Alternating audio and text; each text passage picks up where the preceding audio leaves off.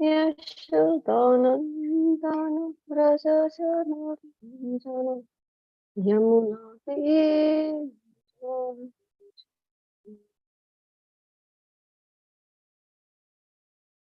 जय राधा कुंज बिहारी गोपी जन वल्लभ गिरिवर धारी। हरे कृष्ण एवरीवन। हरे कृष्ण माताजी। हरे कृष्ण माताजी। कृष्ण हरे कृष्ण जय श्री जी। हरे कृष्ण। वेलकम। तो સૌપ્રથમ શ્રી શ્રી રાધા ગોવિંદના આશીર્વાદ લઈએ છીએ। શ્રી રાધા ગોવિંદના ચરણમાં વંદન કરીને અને ભગવાનના શાસ્ત્ર ભક્ત એવા અર્જુનજી, શિલા પ્રભુપાદજી, પરમ પૂજ્ય જયપતાકા સ્વામી મહારાજ, પરમ પૂજ્ય દામાજીદાસ પ્રભુજીના ચરણોમાં વંદન કરીને આજના આ સેશનની આપણે શરૂઆત કરીએ મંગલાચરણથી। ઓકે, મંગલાચરણ આપણી સમક્ષ અહીંયા ગુજરાતીમાં અનુવાદ પણ છે, તો એ વાંચી જેની સાથે આપણને ખબર પડે છે કે આ જે પ્રાર્થનાઓ છે આ કોની માટે આપણે કરી રહ્યા છીએ અને એનું મહત્વ શું છે। તો તમે બધા પણ ધ્યાનપૂર્વક એ સાંભળો અને મ્યુટ રહીને પોતાની જગ્યાએ પ્રાર્થનામાં મારી સાથે સાંભળો। ઓમ અજ્ઞાનતિમિરાન્ધસ્ય જ્ઞાનાંજનશલાકયા ચક્ષુરુન્મિલિतं येन तस्मै श्रीगुरुवे नमः। હું ઘોર અજ્ઞાન રૂપી અંધકારમાં જન્મ્યો હતો અને મારા આધ્યાત્મિક ગુરુએ જ્ઞાન રૂપી પ્રકાશ વડે મારી આંખો ઉઘાડી। હું તેમને સાદર નમસ્કાર કરું છું। તો સૌપ્રથમ આપણે આ જે શ્લોક બોલી રહ્યા છે તો ગુરુ જે આપણા છે એમના ચરણોમાં આપણે વંદન કરી રહ્યા છે। શ્રી ચૈતન્ય મનોભીષ્ટમ સ્થાપિતમ येन भूतले स्वयं रूपा कदा मह्यं ददाति स्वपदान्तिकम्। કે જેમણે આ ભૌતિક જગતમાં ચૈતન્ય મહાપ્રભુની ઈચ્છા પરિપૂર્ણ કરવા માટેના પ્રચાર કાર્યની સ્થાપના કરી છે એવા શ્રીલ રૂપ ગોસ્વામી પ્રભુપાદ મને ક્યારે તેમના ચરણ કમળમાં આશ્રય આપશે। તો ષડ ગોસ્વામીમાંના જે એક છે એવા રૂપ ગોસ્વામી એમના ચરણમાં આપણે વંદન કરી રહ્યા છે આ શ્લોકમાં। वन्देऽहं श्रीगुरो श्रीयुत पदकमलं श्रीगुरुन् वैष्णवाश्च श्रीरूपं साग्रजातं सगुण रघुनाथान्वितं तं सजीवम्। હું મારા આધ્યાત્મિક ગુરુના ચરણારવિંદમાં તથા સર્વ વૈષ્ણવોના ચરણોમાં સાદર પ્રણામ કરું છું। હું શ્રીલ રૂપ ગોસ્વામીને તથા તેમના જ્યેષ્ઠ ભાઈ સનાતન ગોસ્વામીને તેમજ રઘુનાથ દાસ તથા રઘુનાથ ભટ્ટ, ગોપાલ ભટ્ટ તથા શ્રીલ જીવ ગોસ્વામીના ચરણ કમળમાં સાદર પ્રણામ કરું છું। આપણી સમક્ષ પિક્ચર પણ છે ષડ ગોસ્વામી ગણનું। ષડ ગોસ્વામી ગણ છે એમના વિશે આપણે ગઈકાલે ચર્ચા પણ કરી હતી કે ચૈતન્ય મહાપ્રભુની પ્રેરણાથી એ વૃંદાવનમાં જાય છે ને જેટલી પણ લીલા સ્થળીઓ છે અત્યારે આપણે જઈને જે દર્શન કરી રહ્યા છે ને તો એમની કૃપા છે આપણા ષડ ગોસ્વામી ગણની કે જે લીલા સ્થળીઓ ઉજાગર કરી છે એમની। એ કેશી ઘાટ થઈ ગયો, પછી કાલિયામર્દનની ઘટના, આવી વિવિધ ઘટનાઓ છે એ કઈ કઈ જગ્યાઓ પર થઈ છે એ બધી લીલા સ્થળીઓ ભગવાનના લીલા સ્થળીઓને ઉજાગર કરી છે ષડ ગોસ્વામી ગણે। साद्वैतं सावधूतं परिजना सहितं श्री कृष्ण चैतन्य देवम। હું શ્રી ભગવાન કૃષ્ણ ચૈતન્યને તથા પ્રભુ નિત્યાનંદને તેમજ શ્રી અદ્વૈત આચાર્ય ગદાધર શ્રીવાસ તથા અન્ય ગૌર ભક્તોને સાદર પ્રણામ કરું છું। પંચતત્વ પણ કહેવામાં આવે છે કે જે વચમાં આપણને દેખાઈ રહ્યા છે એ છે ચૈતન્ય મહાપ્રભુ જે સ્વયં કૃષ્ણ છે। હવે એના વિશે પણ ઘણા બધા લોકોને થશે કે અમે તો પહેલી વાર સાંભળી રહ્યા છે, તમે કહો છો કે સ્વયં કૃષ્ણ છે। તો 14મા અધ્યાયમાં જ્યારે આપણે આવતા હોઈએ છીએ ત્યારે આપણે શાસ્ત્રોક્ત સંદર્ભો સાથે જોતા હોઈએ છીએ ચૈતન્ય મહાપ્રભુ વિશે શોર્ટમાં। તો ત્યારે તમને હજી પણ ક્લિયર થઈ જશે। બ્લુ વસ્ત્રમાં જે આપણને દેખાઈ રહ્યા છે એ છે નિત્યાનંદ પ્રભુ જે બલરામજીના એક્સકાર્નેશન છે કે એક્સપાન્શન છે બલરામજી। તો ભગવાન જ્યારે આવે છે ને ત્યારે એકલા આવતા નથી, એમના જે શાશ્વત પાર્ષદો છે એમની સાથે હોય છે નિત્ય। તો જ્યારે ભગવાન ચૈતન્ય મહાપ્રભુના રૂપમાં આવ્યા છે તો એમના બધા પાર્ષદો એમનો જે આખો રસાલો હોય છે એમની સાથે આવે છે। પછી દાઢીવાળા જે સફેદ આપણને દેખાઈ રહ્યા છે એ અદ્વૈત આચાર્ય છે।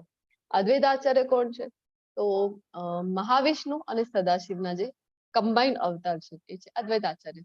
અને એમની જે પ્રાર્થનાઓ સાંભળીને અને એમના ઉપર કૃપા કરી હતી ચૈતન્ય મહાપ્રભુ અને અહીંયા જ્યારે ધરાતલ ઉપર આવ્યા હતા, પધાર્યા હતા। પછી રેડ વસ્ત્રમાં આપણને દેખાઈ રહ્યા છે એ રાધાજીના અવતાર છે, એક્સપાન્શન છે, ગદાધર પંડિત. અને પછી સફેદ વસ્ત્રમાં આ બાજુમાં શ્રીવાસ આચાર્ય છે, નારદજી છે. નારદજી કેમ રહી જાય? બધા ભગવાનના શાશ્વત પાર્ષદો જયારે આવી રહ્યા છે, તો આવી રીતે પંચ તત્વ પણ એમને કહેવામાં આવે છે. અને આપણે જયારે માળા પણ કરતા હોઈએ છીએ ત્યારે એમનો મંત્ર પણ પેલા બોલતા હોઈએ છીએ. શ્રી રાધા કૃષ્ણ પાદાન સગણ લલિતા શ્રી વિશાખાન્વિતાંશ. હું શ્રીમતી લલિતા તથા વિશાખા સખીઓ સહિત શ્રીમતી રાધા રાણી અને શ્રી કૃષ્ણને સાદર પ્રણામ કરું છું. જો ભગવાન સાથે જયારે આપણને સંપર્ક કરવાનો છે ને, તો ડાયરેક્ટ સંપર્ક કરવું પોસિબલ નથી. ભગવાનની ભક્તિ કરી રહ્યા છે આપણે, પરંતુ ખૂબ મહત્વનું છે કે ભગવાનના ભક્તોના થ્રુ આપણે ભગવાનને અપ્રોચ કરીએ. શું કામ? તો અહીંયા ભૌતિક જગતમાં પણ કોઈ હાયર પોસ્ટ પર હોય, ધારો કે કોઈ મંત્રી છે અથવા પ્રાઇમ મિનિસ્ટર છે, આવા કોઈ હાઈ પોસ્ટ પર હોય છે ને, અને આપણે જયારે એને મળવા જતા હોઈએ છીએ તો ડાયરેક્ટલી જઈને એના કેબિનમાં જતા હોઈએ છીએ? નહીં.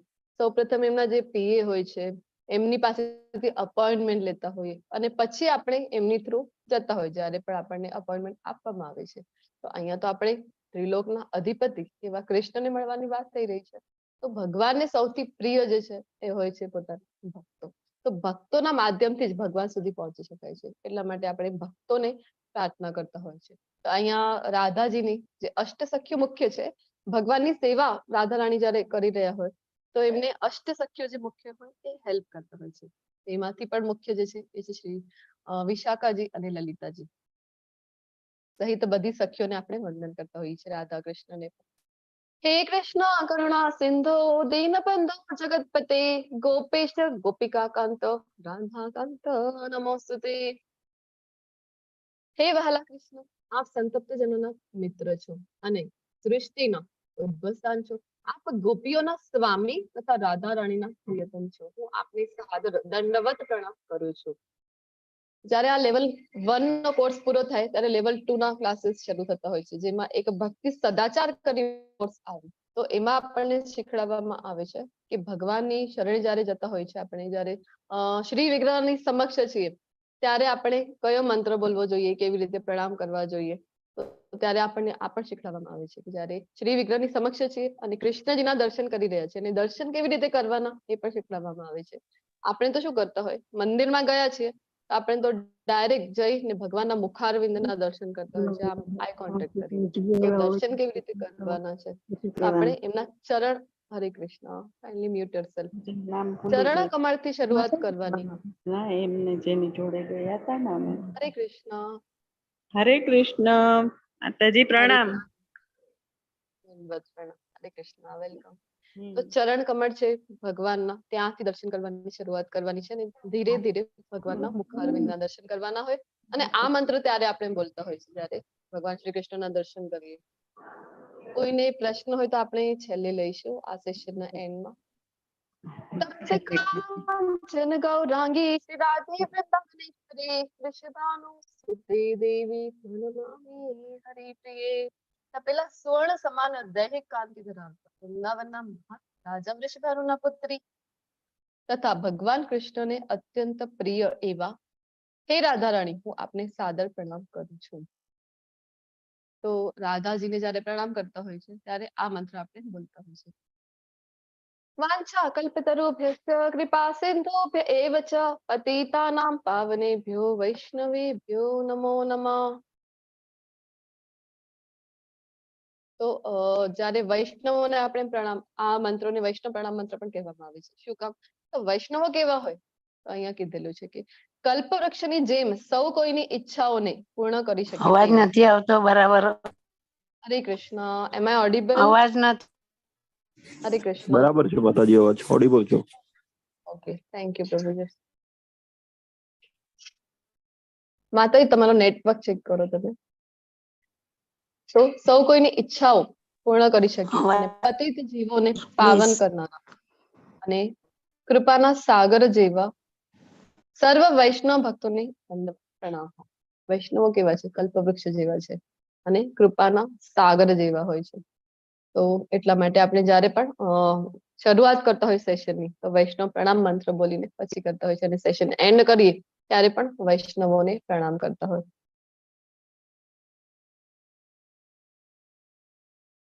जय श्री कृष्ण चैतन्य प्रभु नित्यानंद श्री अद्वैत गदाधर श्रीवासादि गौर भक्त वृंद। હું શ્રી કૃષ્ણ ચૈતન્ય પ્રભુ નિત્યાનંદ શ્રી અદ્વૈત ગદાધર શ્રીવાસ વગેરે સર્વ ભક્તોને હું સાદર પ્રણામ કરું છું. Shri Krishna. I hope I am audible. મારી તરફ તો મને નેટવર્ક બતાવે છે. તો પંચતત્વ મંત્ર વાત કરી રહી હતી હું. તો પંચતત્વ મંત્ર જ્યારે પણ આપણે માળા જપ કરતા હોય છે ને, તો એની પહેલા આ મંત્ર બોલતા હોય. શું કામ? તો પંચતત્વ છે, અત્યંત કૃપાલુ છે, અને આપણે માળા જપ દરમિયાન જ્યારે પણ થોડો ઘણો અપરાધ થતો હોય આપણી પાસેથી નામ જપમાં, તો એ અપરાધ લઈ લે છે અને આપણે અપરાધ રહિત જપ કરી શકાય. હરે કૃષ્ણ કૃષ્ણ કૃષ્ણ હરે હરે, હરે રામ રામ રામ હરે હરે. તો આ જે મહામંત્ર છે એ આપણે બોલીને પછી સેશનની શરૂઆત કરતા હોય છે. શું કામ? મનને આવી જશે કે ભગવાન કૃષ્ણને આપણે શરણાગતિ સ્વીકારીએ છીએ. શરણાગતિનો પ્રણામ પણ એને કહેવામાં આવે છે, જે ચૈતન્ય મહાપ્રભુએ આપણને શીખવાડેલું છે. તો શરૂઆત કરીએ આજના અધ્યાયની, જેનું નામ છે કર્મ યોગ. 2 અધ્યાય આપણે ભણી ગયા છે. પહેલો અધ્યાય કયો હતો? ચલો આપણે ક્વિક રિવાઇઝ કરીએ. હરે કૃષ્ણ. અર્જુન વિષાદ યોગ. અર્જુન વિષાદ યોગ પહેલો, અને અથવા તો કુરુક્ષેત્રની રણભૂમિમાં સૈન્યનું નિરીક્ષણ, જ્યાં આપણે જોઈ ગયા હતા યુદ્ધ ન કરવાના 5 કારણો અર્જુનજી આપી રહ્યા હતા. કયા કયા હતા?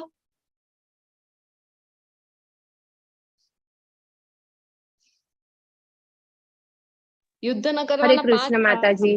હરે કૃષ્ણ. બોલું? હાજી માતાજી. કરુણા, પાપનો ભય, કોઈ આનંદ નથી, કૌટુંબિક પરંપરાનો નાશ અને અનિર્ણયતા. હરે કૃષ્ણ. હરે કૃષ્ણ. થેન્ક યુ માતાજી. અને પછી 3 જણની આપણે મનસ્થિતિ જોઈ હતી. કોની કોની જોઈ હતી પહેલા અધ્યાયમાં?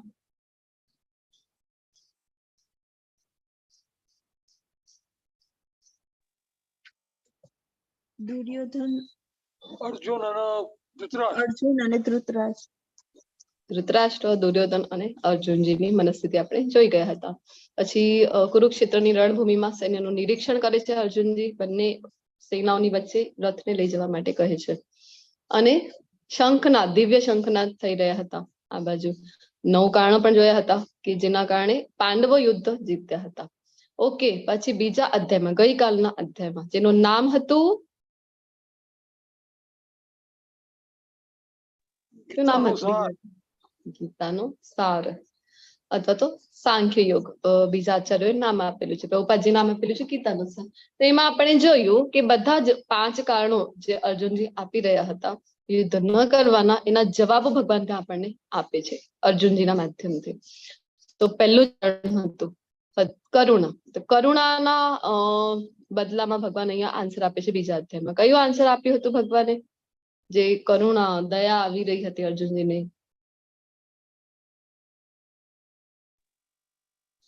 તું આત્મા છે, શરીર નથી. હું આત્મા, જો આપણે બધા પણ આત્મા છીએ, આ શરીર નથી. ગુરુ દ્રોણાચાર્ય, ભીષ્મ પિતામહ, જેમની સાથે એટલો સ્નેહ છે, એમને કેવી રીતે મારવા? તો અર્જુનજીને કરુણા આવી રહી હતી. તો ભગવાને ત્યારે જણાવ્યું હતું એના આન્સરમાં કે દુઃખનો કોઈ કારણ નથી, અને આપણે તો આ શરીર નથી, વાસ્તવમાં આપણે આત્મા છીએ ને આત્મા શાશ્વત છે.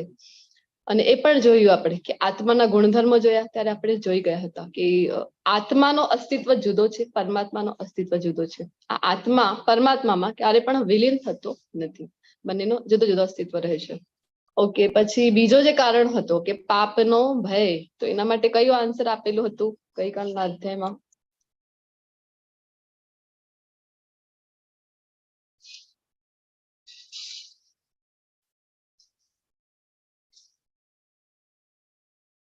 બીજો કારણ હતો કે કોઈ આનંદ નથી, છે ને? બીજો કારણ આનંદ નથી. તો એના માટે કયું આન્સર હતો ભગવાનનો?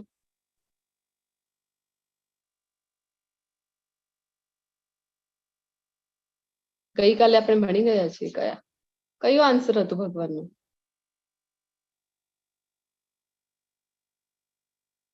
બે ઓપ્શન ભગવાને આપ્યા હતા. એક ક્લ્યુ આપી રહી છું. જો જીતી જાય અને જો અહીંયા મૃત્યુ થઈ જાય તો શું થાય? મૃત્યુનું રાજ્ય અને મરી જાય તો સ્વર્ગ.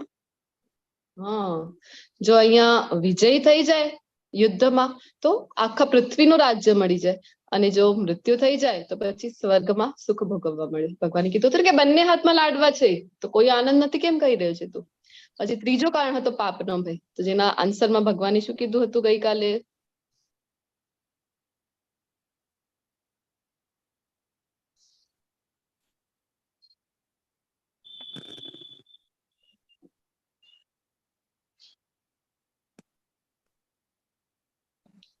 ભગવાને જણાવ્યું હતું કે આ જે બુદ્ધિ યોગ છે, હા, એક આપણે આ જોઈ ગયા હતા ને, કેટલા પ્રકારનો હોય છે આત્યતા યોગ? 6 પ્રકારના. 6 પ્રકારના. તો એ તો આપણે જોયું કે શાસ્ત્ર શું કહે છે કે 6 પ્રકારના આતતાઈઓને મારવામાં કોઈ પાપ નથી. ભગવાને જે જવાબ આપ્યો હતો એ હતું કે આ બુદ્ધિ યોગમાં પ્રયાસ કરવામાં કોઈ રાસ કે હાનિ નથી. તો ભગવાન જે કહે છે એ જો આપણે કરીએ તો એમાં કોઈ પાપનો ભય રહેતો નથી. ભગવાને કીધું હતું ને, નેહા વિક્રમ નાશોસ્તિ પ્રત્યવાયો ન વિદ્યતે સ્વ અલ્પમપ્યસ ધર્મસ્ય, કે આ થોડીક પણ આપણે પ્રગતિ કરીએ આ બુદ્ધિ યોગમાં તો ત્રાયતે મહત્વ ભયાત, કે મહાન ભયમાંથી હું રક્ષણ કરું છું અને પાપનો ભય રહેતો નથી. પછી ચોથું કારણ હતું કે કૌટુંબિક પરંપરાનો નાશ. તો એના જવાબમાં શું આપ્યું હતું ભગવાને?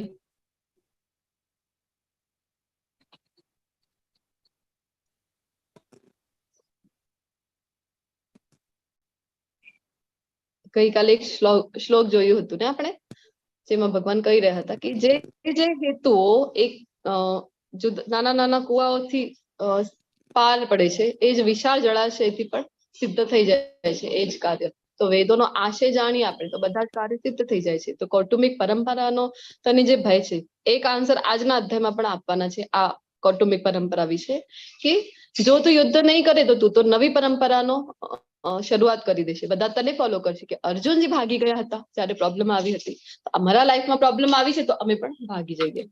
અને ગઈકાલે જે કીધું હતું તો ભગવાને એ જણાવ્યું હતું કે તારા જે ભાઈ છે યુધિષ્ઠિર મહારાજ, એ જયારે રાજા બનવાના છે તો તારે ચિંતા કરવાની કોઈ આવશ્યકતા નથી. ધર્મરાજ છે એ પોતે, તો એ તો જે પણ પરંપરાઓ છે એ વ્યવસ્થિત ધાર્મિક રીતે જ સિદ્ધ થશે. તો એમાં જે આન્સર કાલના શ્લોકમાં આપણે જોઈ ગયા હતા કે વિશાળ જળાશયથી બધા હેતુઓ સરી જાય છે.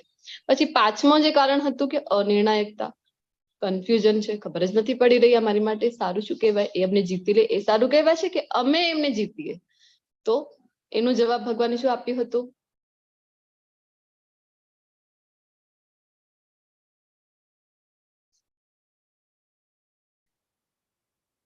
કે આપણી બુદ્ધિ જો અલગ અલગ શાખામાં વિભક્ત હોય તો પછી આપણે એક નિર્ણય નહીં લઈ શકીએ. તો ભગવાને કીધું હતું કે વ્યવસાયાત્મિકા બુદ્ધિ એકે કુરુનંદનો, કે એક જગ્યાએ તારી બુદ્ધિ સ્થિત પ્રજ્ઞ ક્યારે થઈ શકશે?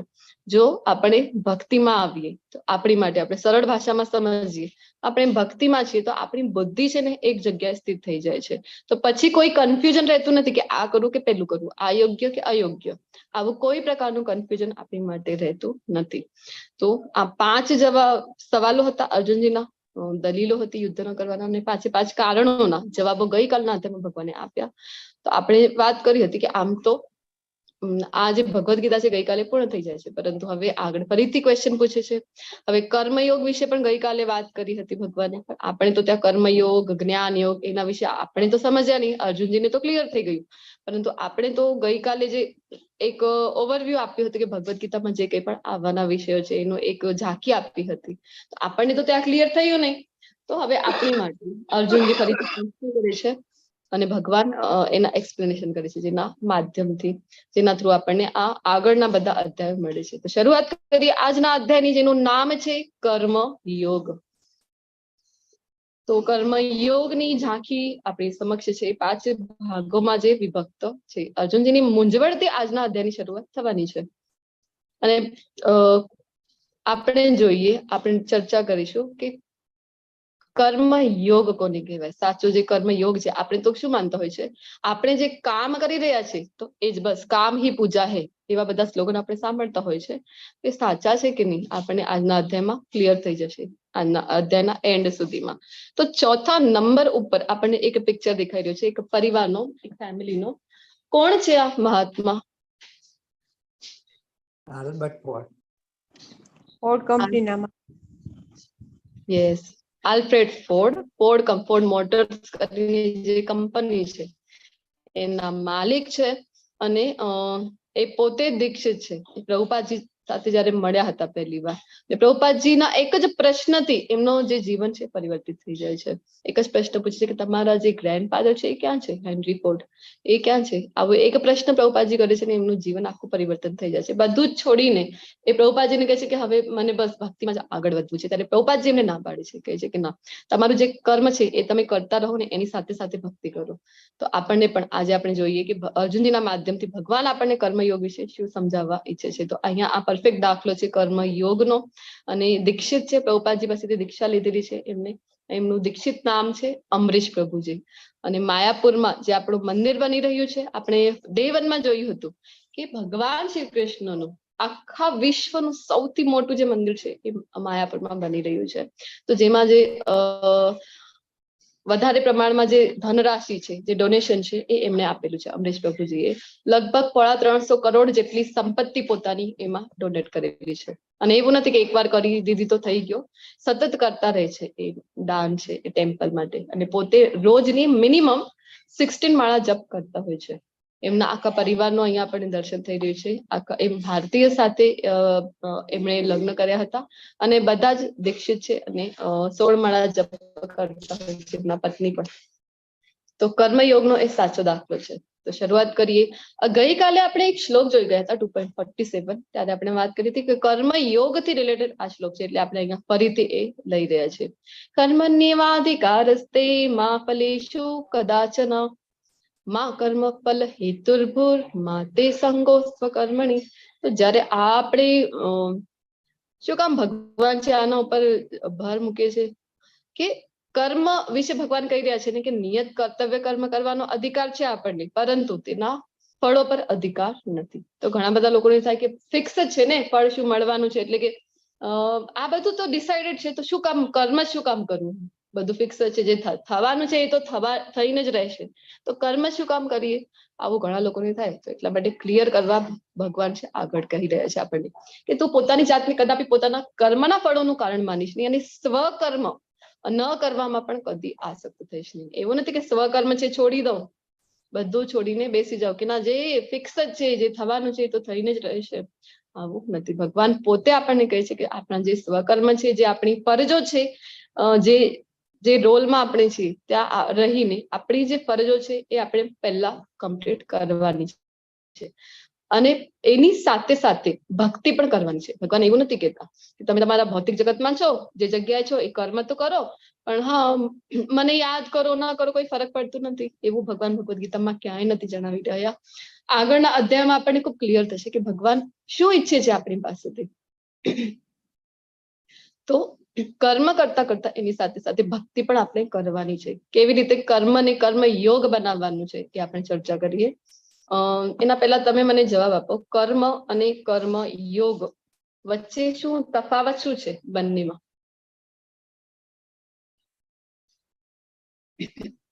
હરે કૃષ્ણ. કર્મ યોગ શીખવા જઈ રહ્યા છે, તો બંનેમાં કોઈ તફાવત છે કે નહીં એ જણાવો પહેલા, અને છે તો કયું છે? હરે કૃષ્ણ માતાજી. હરે કૃષ્ણ. કર્મ જે આપણા માટે કામ કરી રોજ જે આપણે કરીએ છીએ ઈ, અને કર્મયોગ જે ભગવાન પ્રત્યાર્થે કરીએ ઈ કર્મયોગ. હરી બોલ, ખૂબ સરસ. આપણે સવારથી લઈને જે આપણા રૂટીનના રેગ્યુલર કામ, આપણે બધા માતાજીઓ છે તો આપણે ઉઠી ગયા અને આપણા જે રૂટીનના કામ છે કે ઘરની સફાઈ કરવાની, રસોઈ બનાવવાની, એ બધું કરી રહ્યા છે. તો કોના માટે કરી રહ્યા છે? એમાં આપણી પોતાના માટે આપણે કરી રહ્યા છીએ. એમાં ભગવાનની પ્રસન્નતા ક્યાં છે? પછી એ થઈ ગયું કર્મ પોતાના માટે. પ્રભુજી છે તો ટિફિન લઈને નીકળી જતા હોય છે કામ ઉપર, વર્કિંગ પ્લેસ, જોબ છે, બિઝનેસ છે, ત્યાં નીકળી ગયા. તો એ કોના માટે કર્મ કરી રહ્યા છે? તો પોતાની માટે કર્મ કરે છે. કારણ કે સવારથી આપણે કેવા કર્મ કરતા હોય છે કે ઉઠી ગયા છીએ ત્યારથી આપણી જ ગડબડ ચાલતી હોય કે ના ના આ પતાવવાનું છે, પછી એના પાછળ આ કરવાનું છે. પ્રભુજીઓ છે તો લેટ થઈ રહ્યું છે, જલ્દી કર ટિફિન મારું આપી દે, હવે મને જવાનું છે. એવી રીતે ગાયથી કામ ઉપર નીકળી ગયા છે. કામ ઉપર બોસ છે, બોસનો કેટલો બધો સ્ટ્રેસ છે આપણને, પછી કઈ બોસ આપણને સંભળાવીને જતા રહે તો એ સ્ટ્રેસમાં છે. પછી ઘરે એ જ આપણે કેરી કરીને જતા હોય, ઘરે જઈને ચીડચીડ કરીએ, બાળકો આવે તો એમને પણ આપણે વળતા હોય કે નહીં હવે તો અત્યારે તો ફ્રી થયો છું, સવારથી કામ કરું છું, હવે તમારું શરૂ થઈ ગયું, થોડીક વાર મને ફ્રેશ થવા દો. ફ્રેશ કેવી રીતે થવાય? ટીવીની સામે અથવા તો મોબાઈલની સામે. તો આ જે આપણે કરી રહ્યા છે, તો આ કર્મ ને કર્મ હી પૂજા હે વળી આપણે કહેતા હોય છે. તો આવા કર્મમાં પૂજા ક્યાં છે? ભગવાનની પ્રસન્નતા ક્યાં છે આવા કર્મમાં? તો આ જે આપણે કરી રહ્યા છે તો એ થઈ ગયું આપણું કર્મ. કૃષ્ણ પ્રીત્યાર્થે અત્યારે જે આપણને માતાજી જણાવ્યું છે, કૃષ્ણ પ્રીત્યાર્થે જે કરીએ આપણે કૃષ્ણને કેન્દ્રમાં રાખીને કરીએ છીએ તો એ થઈ જાય કર્મયોગ. જે ભગવાન સાથે આપણને જોડે છે એવો કર્મયોગ કહેવાય. હવે આ અત્યારે જે શ્લોકની આપણે ચર્ચા કરી રહ્યા હતા 2.47 કે ફળ પ્રત્યે તમારે અનાસક્ત રહેવાનું છે, કર્મ તો કરવાનું છે. તો આપણને એમ થાય કે કર્મ મારે કરવાનું, આટલી મહેનત કરવાની અને ફળમાં આશા ન રાખવાની, આવી રીતે કેમ થઈ શકે? હું કર્મ કરું છું, ફળ તો મને મળવા જોઈએ. તો પછી આ એક ઉદાહરણ આપેલું છે અહીંયા કે આપણે જો કોઈ ખેડૂત છે એ કે ફળ છે ને મારા જ છે. શું કામ? કારણ કે બીજ છે મેં વાવ્યું હતું અહીંયા. તો તમે જણાવો મને કે આપણું ભલે ને મેડિકલ સાયન્સ કેટલું પણ આગળ વધી ગયું હોય તો પણ એવી કોઈ ટેકનોલોજી છે આપણી પાસે કે બીજ આપણે જ બનાવીએ? ક્યાંથી આવ્યું છે આ જે બીજ છે? ભગવાન આપણને આપે છે. એ જ બીજ આપણે વાવીએ ખેતરમાં, પછી એ ધીરે ધીરે જયારે ગ્રો કરે છે ત્યારે આપણે ખેતરમાં કેટલા બધા આપણે એને પણ ગ્રો કરવા માટે ફર્ટિલાઇઝર્સ ના યુઝ કરીએ. તો ક્યાંથી આવે છે આ બધું? ભગવાન છે ને 7મા અધ્યાયમાં જણાવે છે કે પંચમહાભૂત જે છે તો મારી શક્તિ છે. તો આપણે કોઈ પણ એવી વસ્તુ છે આપણને એમ થાય કે ફર્ટિલાઇઝર તો અમે બનાવ્યા, પરંતુ પંચમહાભૂતનો ઉપયોગ કર્યા વિના આપણે કોઈ પણ વસ્તુ બનાવી શકાય છે? પોસિબલ છે? નથી. અથવા તો આપણે કહીએ કે ના અમે તો ઓર્ગેનિક ખાત છે એ વાપરતા હોય છે. તો ઓર્ગેનિક ખત પણ ક્યાંથી મળે છે? આપણને ગૌ માતાથી મળે છે. ગૌ માતા કોણ છે? તો જીવાત્માઓ જે છે તો ભગવાન કે છે એ તો મારી પરાશક્તિ છે, એ પણ ભગવાનની શક્તિ છે. તો ઇન શોર્ટ કે ભગવાનની શક્તિ વાપરીને આપણે એ જ વસ્તુઓ વાપરીને કોઈ પણ વસ્તુ બનાવતા હોય છે. તો ખત નાખીએ, પછી જયારે ગ્રો કરી જાય એ ધીરે ધીરે તો એને મોટો થવા માટે, ફળ આવવા માટે જે જરૂર હોય છે તો સૂર્યપ્રકાશની, સૂર્યપ્રકાશ ક્યાંથી આવે છે? કોણ છે એ સૂર્યપ્રકાશને લાવી શકે છે? ભગવાન છે સૂર્ય બનીને આપણને ઉષ્મા આપે છે અને પ્રકાશ આપે છે. એમની શક્તિથી પછી 15મા અધ્યાયમાં ભગવાન કહે છે કે ચંદ્ર બનીને હું જ બધી વનસ્પતિઓને રસ પ્રદાન કરું છું. સોમો ભૂત્વા રસઃ. તો ક્યાંથી આવે છે એ જે રસ, ફળની અંદર જે રસ આવી રહ્યો છે એ ક્યાંથી આવે છે? ચંદ્રની શક્તિથી. સૂર્ય અને ચંદ્ર કોણ છે?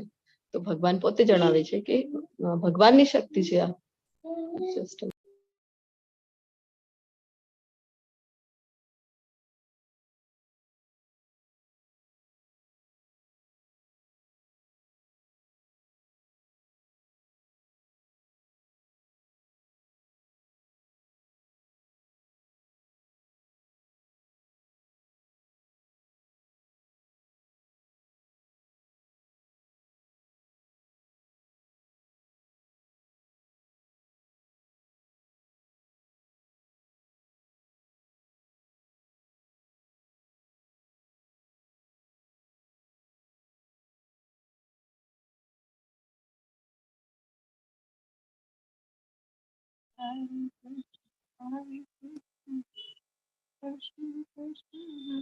હા 2 મિનિટ આવશે હમણાં 2 minute.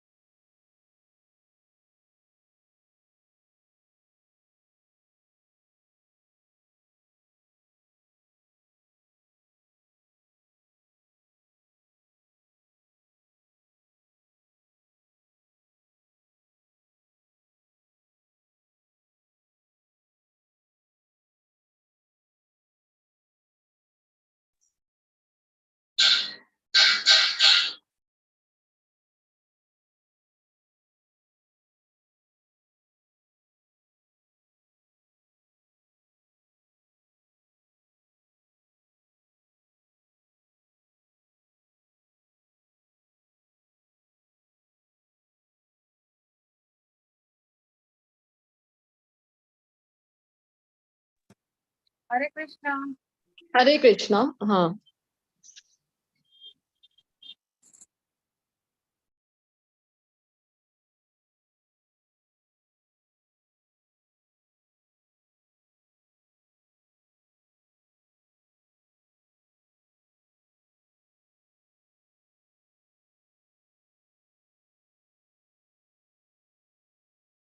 just a moment. I will be back.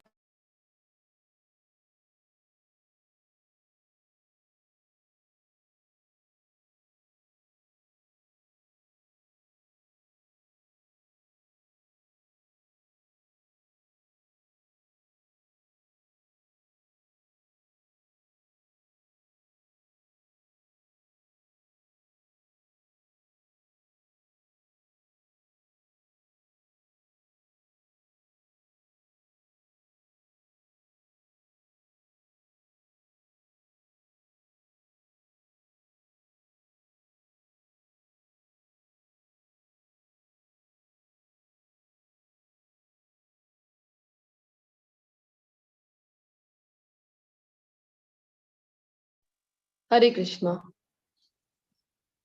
Okay, આપણે ફળની વાત કરી રહ્યા છીએ. હરે કૃષ્ણ. તો જે કંઈ પણ આપણે યુઝ કરી રહ્યા છીએ, ચંદ્રનો પ્રકાશ, સૂર્યનો પ્રકાશ, આ બધું જ ભગવાનની શક્તિ છે.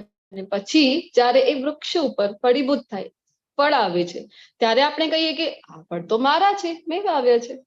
પછી કોઈને એમ થાય તો મહેનત તો મારી હતી ને. હા, મહેનત આપણી છે, મહેનત તો કરવાની છે. એટલા માટે ભગવાન કહે છે કે નિયત કર્તવ્ય તો આપણે કરવાના જ છે.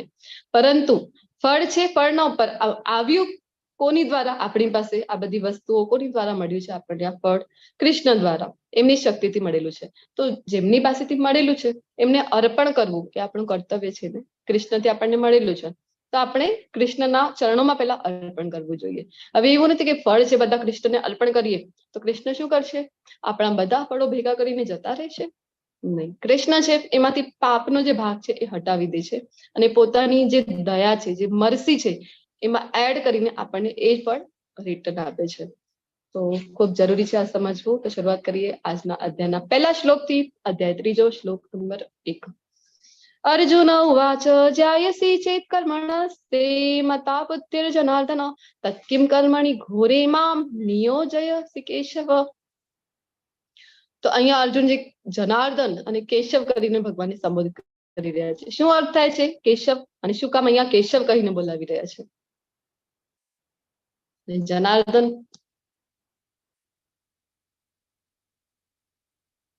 હરે કૃષ્ણ.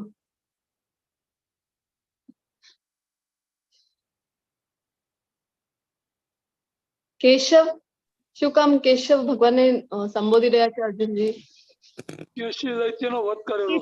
તેને વધ કર્યો હતો એટલે કેશી દૈત્ય કોના રૂપમાં આવેલું? ઘોડાના રૂપમાં. એક વિશાળકાય અશ્વના રૂપમાં જ્યારે કેશી દૈત્ય આવ્યું હતું ભગવાનની સમક્ષ, ભગવાન છે એનું સંહાર કરે છે. તો અહીંયા અર્જુનજી શું કામ કેશવ કહે છે કે મારા મનમાં પણ જે શંકા રૂપી ઘોડાઓ દોડી રહ્યા છે તો એનું પણ તમે નાશ કરો ને ભગવાન. એટલે કેશવ કહીને બોલાવી રહ્યા છે. યસ બાપુજી, જણાવો. જનાર્દન. હરે કૃષ્ણ માતાજી. જનાર્દન એટલે જનનું આર્દન કરનાર. હરે કૃષ્ણ.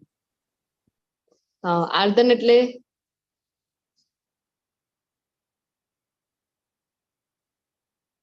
પાલન. ભગવાન છે, ભગવાનને કહી રહ્યા છે કે તમે જો તો ખરા તમારું નામ શું છે? તમારું નામ જનાર્દન છે, જનનું આર્દન કરનાર, જનનું પાલન કરનાર. અને તમે મને યુદ્ધ માટે કહી રહ્યા છો. એટલા માટે ભગવાને જનાર્દન કહીને સંબોધે છે. જો તમે બુદ્ધિને સકામ કર્મ કરતા શ્રેષ્ઠ માનતા હો, કાલના અધ્યાયમાં જે ભગવાને જણાવેલું હતું, તો પછી તમે મને આ ઘોર યુદ્ધ કરવા માટે શા માટે પ્રેરી રહ્યા છો? તમે એમ કહો છો કે બુદ્ધિ યોગમાં આગળ વધવું જોઈએ, પાપ કર્મથી દૂર રહેવું જોઈએ, કાલના અધ્યાયમાં જણાવેલું હતું. તો પછી અર્જુનને તો આમે યુદ્ધ કરવાનું નહોતું. તો કહે છે કે શું કામ? અને આત્મા માટે કીધેલું હતું ને ભગવાને કે આપણે આત્મા છે, શરીર નથી. તો આત્મા માટે તો કોઈ કર્મ જ ક્યાં રહે છે? તો શું કામ હું યુદ્ધ કરું? તો એટલા માટે અર્જુનજીને મૂંઝવણ થઈ રહી છે કે ત્યાગ કરું ભગવાન કે કર્મ કરું? તો બધું છોડીને જતો રહું એ સારું રહેશે મારી માટે, કે કર્મ તમે કહી રહ્યા છો કે યુદ્ધ કરવું, ક્ષત્રિય છું, ક્ષત્રિયનું જે નિયત કર્તવ્ય છે એ છે કર્મ કરવું, તો એ કરું હું. व्यामिश्रेणेव वाक्येन बुद्धिमोहयसीव मे तदेकं पद निश्चित्य येन श्रेयो माप्नुयाम।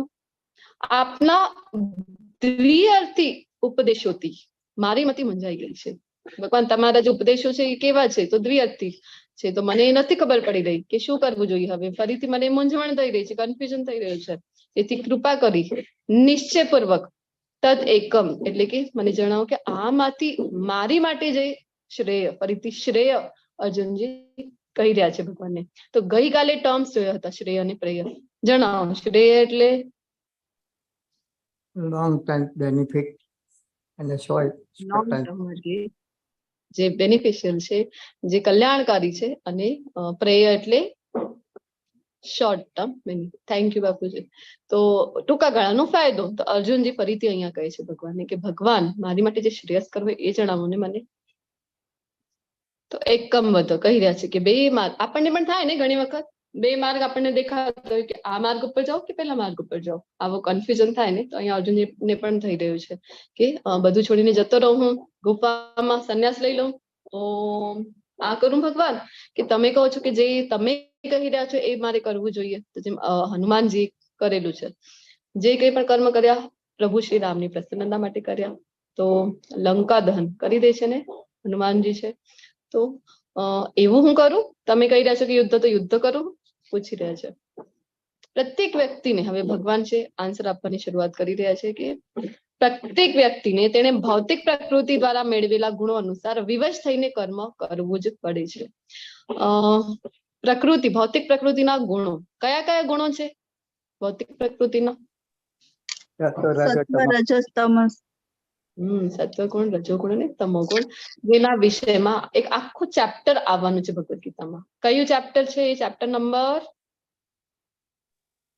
17 નહીં, પ્રકૃતિના પ્રકૃતિના 3 ગુણો. 3 ગુણો, અધ્યાય નંબર 14, 14મો અધ્યાય છે, જે આપણે ડિટેલમાં ભણવાના છે બધા ગુણો ના વિશે। તો અહીંયા ભગવાન કહે છે કે 3 ગુણો અનુસાર એક દરેક વ્યક્તિ છે ને એનો એક સાયકોફિઝિકલ નેચર હોય છે, તો એના મુજબ એ વ્યક્તિ તો કર્મ કરે છે। કર્મ કર્યા વિના ભગવાન કહે છે કે કોઈ પણ મનુષ્ય એક ક્ષણ માટે પણ રહી શકતો નથી। કર્મ કર્યા વિના આપણે રહેવું પોસિબલ નથી। તને એમ થાય છે કે તું વનમાં જતો રહીશ, તો ધ્યાન કરીશ, તું વનમાં પણ જતો રહીશ ને અર્જુન, તો કઈ ને કઈ કામ તો કરવું જ પડશે। ભિક્ષાટન, કઈ નહીં તો શરીર નિર્વાહ માટે તો ભિક્ષાટન કરવું પડશે, એ પણ કર્મ છે। અથવા એ પણ નહીં કરે તો શ્વાસ તો લેતો હોઈશ ને, તો એ પણ એક કર્મ જ છે। તો આત્માનું જ સ્વભાવ છે કર્મ કરવું, ને કર્મ કર્યા વિના આપણે રહી શકતા નથી, એટલે કર્મ તો કરવાના છે। તો આગળ જણાવી રહ્યા છે કે જે મનુષ્ય કર્મેન્દ્રિયોને કાબુમાં રાખે છે, કર્મ સાચું કોને કહેવાય એ જણાવી રહ્યા છે ભગવાન। કર્મેન્દ્રિયોને કાબુમાં રાખે છે પરંતુ મનમાં ઇન્દ્રિયોના વિષયનું ચિંતન કરે છે, તો કહે છે કે તે નિસંદેહ પોતાને છેતરે છે અને ઢોંગી કહેવાય છે, પ્રિટેન્ડર કહેવાય છે। આવો જે મનુષ્ય છે, તો ભગવાનને આવા જે ઢોંગી મનુષ્ય છે એ પસંદ નથી। તો અહીંયા એક આપણને પિક્ચર જોવા મળી રહ્યા છે કે સાધુ મહાત્મા નો વેશ ધારણ કરેલું છે, અને અમુક એવી વસ્તુઓ છે કે જેમને ન શોભે। કઈ વસ્તુઓ છે? સિગરેટ પીવે છે, મોબાઈલ છે હાથમાં। તો જો સંન્યાસીનો વેશ ધારણ કરેલો છે, એનો અર્થ શું થાય છે કે બધું છોડીને જતા રહ્યા છે। તો જ્યારે તમે બધું છોડીને ગયા છો, તો સૌથી ઇમ્પોર્ટન્ટ જે વસ્તુ છે એ ભગવાન અહીંયા કહી રહ્યા છે કે જે મનમાં ઇન્દ્રિયોનો વિષયનું ચિંતન હોવું જોઈએ નહીં। તો સતત પોતાની ઇન્દ્રિય તૃપ્તિ માટે વિચાર કરી રહ્યા છે, પોતાના સેન્સ ગ્રેટિફિકેશન માટે વિચાર કરી રહ્યા છે, તો આવો જે ત્યાગ છે કેવું કહેવાય? તો ભગવાન કહે છે ઢોંગી કહેવાય। કે ધારો કે તમે ઘરમાં કંટાળી ગયા છો, ઘરમાં કંઈક કલહ ચાલી રહ્યું છે, તમે ઘરમાં તમારી પત્ની છે કેવી છે, તો ખૂબ કે કુકુ કરે, બાળકો તમારું કહેવું માનતા નથી, અને તમે છોડીને જતા રહ્યા છો। ક્યાં ગયા છો? તો છોડો ઘર પાર, ચલો હરિદ્વાર, અને નીકળી ગયા છો હરિદ્વાર જવા માટે। અને ત્યાં જઈને ગયા તો તમે, પરંતુ ત્યાં જઈને જો તમારો જો વિરક્તિ જે છે સંસારમાં ક્યારે લેવી જોઈએ? જ્યારે આસક્તિ વધી જાય। કોના પ્રત્યે? કૃષ્ણના પ્રત્યે। કૃષ્ણના પ્રત્યે આસક્તિ વધી જાય ત્યારે અહીંયા ભૌતિક જગતમાં વિરક્તિ લઈએ તો સાચો સંન્યાસ કહેવાય છે। પરંતુ કૃષ્ણ પ્રત્યે કોઈ આસક્તિ નથી, એ તો કંટાળી ગયા છે અહીંયા ભૌતિક જગતમાં અને વિરક્તિ લઈ લીધી છે. તો પછી આ જે સંન્યાસ કેવું થઈ જશે આપણો? ઢોંગી વાળું સંન્યાસ અહીંયા જે ભગવાન જણાવી રહ્યા છે. કારણ કે ત્યાં જઈને પછી આપણને કેવા વિચારો આવશે કે હવે હું માંદો પડી જાઉં તો કોણ મારો ખ્યાલ રાખે, અથવા તો મારું જીવન નિર્વાહ આગળ કેવી રીતે થશે? આજે તો ભોજન મળી ગયું, આવતીકાલે શું થશે? આવા બધા ચિંતાઓ જો થઈ રહી છે, અથવા તો આવું જ મનમાં થાય કે અરે ભલે મારી પત્ની છે કેટલી પણ ઝઘડાળુ હતી ભલે, પણ જયારે હું સાંજે ઘરે જાઉં ને તો મને ચા તો પૂછતી હતી, 2 ટાઈમનું ગરમા ગરમ ભોજન તો આપતી જ હતી. એવું જો આપણે વિચારીએ ત્યાં જઈને તો પછી ફાયદો શું છે? તો પછી ઇન્દ્રિય વિષયોના ચિંતનોમાં છીએ આપણે. તો ભગવાન કહે છે કે કર્મેન્દ્રિયોને કાબુમાં નથી રાખવાનું, જે ઇન્દ્રિય વિષયોનું ચિંતન છે એને એના ઉપર કંટ્રોલ કરવાનું છે, તો સાચો સંન્યાસ છે. કૃષ્ણ પ્રત્યે આસક્તિ છે ત્યારે અહીંયા વિરક્તિ લઈએ તો સાચો સંન્યાસ છે.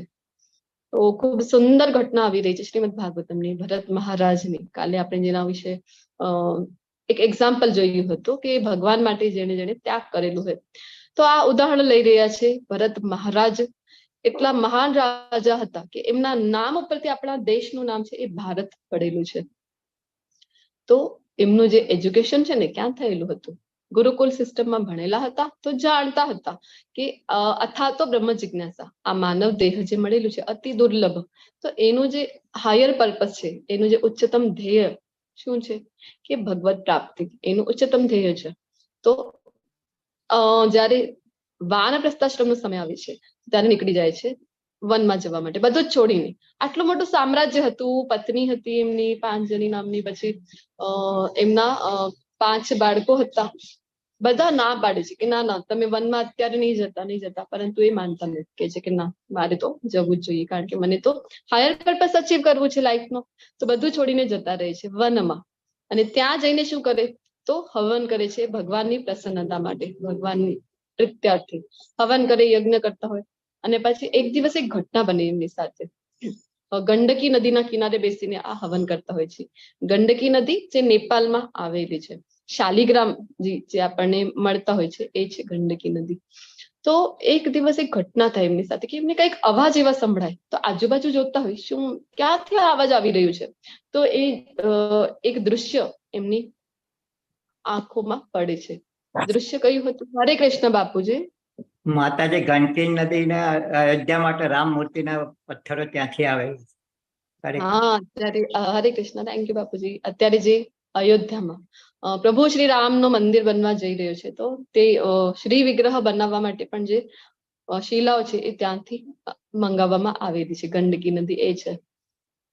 ઓકે, તો જયારે જોઈ છે દૃશ્ય, કયું દૃશ્ય હતું? તો એક હરિણી હતી, એ સગર્ભા હતી, ગર્ભવતી હતી. તો એની પાછળ એક હિંસક પશુ પડેલું હતું એને મારવા માટે, અને હરિણી પોતાને બચાવવા માટે દોડી રહી હોય છે, અને સામે નદી આવે. તો નદીને જોઈને એ પોતાના પ્રાણ બચાવવા માટે એમાં કૂદકો મારી નાખે. જેમ કૂદકો મારે છે તો એ જ દરમિયાન એનો પ્રસવ થઈ જાય. એક નાનકડા હરિણના બચ્ચાને એ જન્મ આપે અને પોતે પાણીમાં તણાઈ જાય, એનું મૃત્યુ થઈ જાય ત્યાં. તો ભરત મહારાજ જયારે જોઈ તો ભક્ત છે ને ભગવાનના, તો સ્વાભાવિક છે કે કરુણા આવી છે એમના મનમાં કે અરે આટલું નાનકડું હરિણ છે, જન્મતા વેત જ એની માતાથી દૂર થઈ ગયો, હવે એની સંભાળ કોણ રાખશે? આ તો મારી ફરજ છે કે મને એને બચાવવું જોઈએ. એ લઈ આવે છે નાનકડા બચ્ચાને, એની સંભાળ રાખે છે. ત્યાં સુધી ઠીક છે કે નાનકડા બચ્ચાને લઈ આવ્યા છે, એની સંભાળ રાખીએ છે, જો અહીંયા આપણે જોઈ શકાય છે. અને પરંતુ જયારે થોડુંક મોટું થઈ જાય ત્યારે એને છોડી દેવું જોઈએ. થાય છે શું કે આ ભરત મહારાજને નાનકડા હરિણના બચ્ચામાં ખૂબ આસક્તિ થઈ જાય. દિવસ અને રાત્ર તો એનું ચિંતન થતું હોય છે કે હરિણનું બચ્ચું શું કરતું હશે, ક્યાં ગયું હશે? કારણ કે નાનકડું હતું ત્યાં સુધી એમની બાજુમાં રહે. થોડુંક મોટું થઈ જાય, કૂદકા મારતું થઈ જાય, તો પછી અહીંયા ત્યાં ફરતું થઈ જાય આ જે હરિણનું બચ્ચું છે. અને પછી જે પર્પઝ માટે બધું છોડીને આવ્યા હતા, આટલું મોટું સામ્રાજ્ય છોડીને આવ્યા હતા, એ તો સાઈડ ઉપર જ રહી જાય છે એમના હવનને. અને વધારે સમય તો એમનું હરિણમાં જતું હોય છે. જ્યાં પણ જાય એ લાકડા ભેગા કરવા પણ જાય તો હરિણને સાથે લઈ જાય. પરંતુ જયારે મોટું થઈ ગયું તો એક દિવસ એમને દેખાતું નથી કે ક્યાં ગયું હરિણનો બચ્ચો, ક્યાં ગયું હશે, શું કરતું હશે? અરે કોઈ હિંસક પશુએ તો પકડી લીધું નહીં હોય. તો એની ચિંતામાં નીકળી પડે એની શોધવા. અને જયારે જતા હોય છે ને તો એમનું પગ લપસી પડે અને નીચે પડીને હરિણના ચિંતનમાં જ છે હજી તો, અને એમનું પગ લપસીને એમની મૃત્યુ થઈ જાય. તો 8મા અધ્યાયમાં જે આપણને ભગવાન જે જણાવે છે 8.5 જણાવે છે ભગવાન કે ક્યારે ભગવાનની આપણને ધામની પ્રાપ્તિ થાય છે. તો ભગવાન કહે છે અંતકાલે ચ મામેવ સ્મરણ મુક્ત્વા કલેવરમ. શરીર છોડીએ એ સમય જો મારું ચિંતન કરશો તો મારા પ્રકૃતિને પ્રાપ્ત કરશો.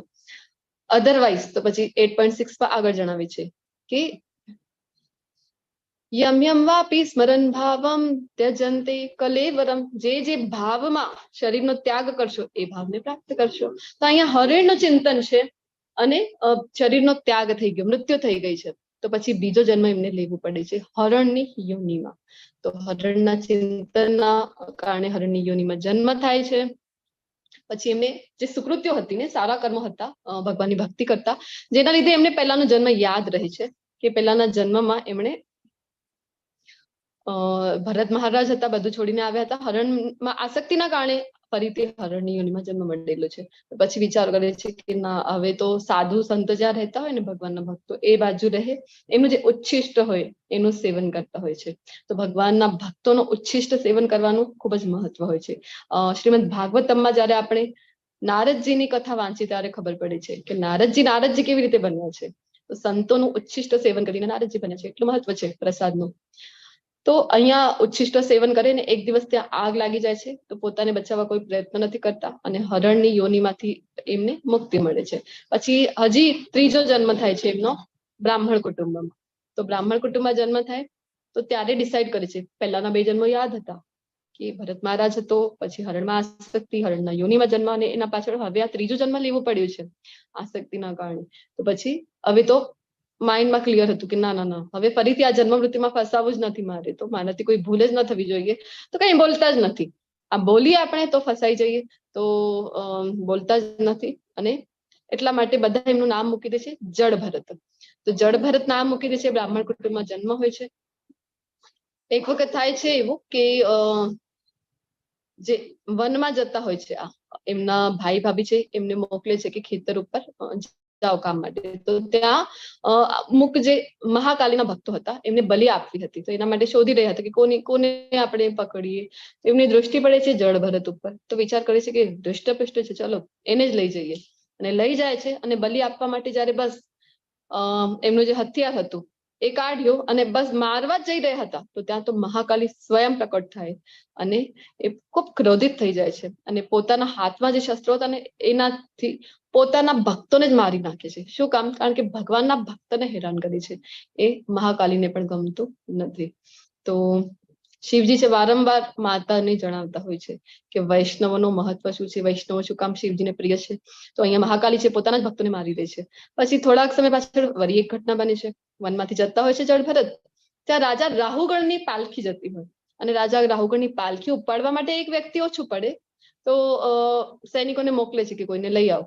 સૈનિકો જાય, દૃષ્ટિ પડે છે જળ ભરત ઉપર, એને જ લઈ આવે છે અને આ પાલખી ઉપાડે જળ ભરત.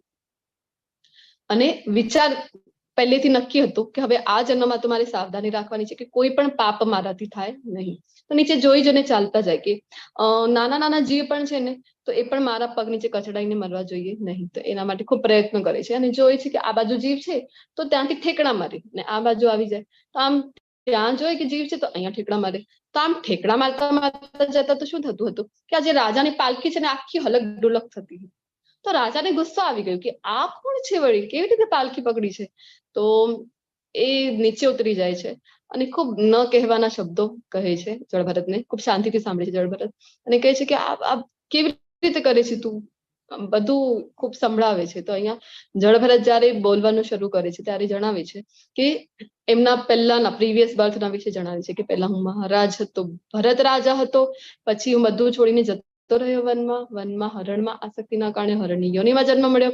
પછી આ મારો ત્રીજો જન્મ છે જળભરત તરીકે. જયારે આટલું બધું જ્ઞાન આપે છે ત્યારે રાજા રાહુગણ એમને ક્ષમા માંગતા હોય છે અને આવી આખી ઘટના બની છે.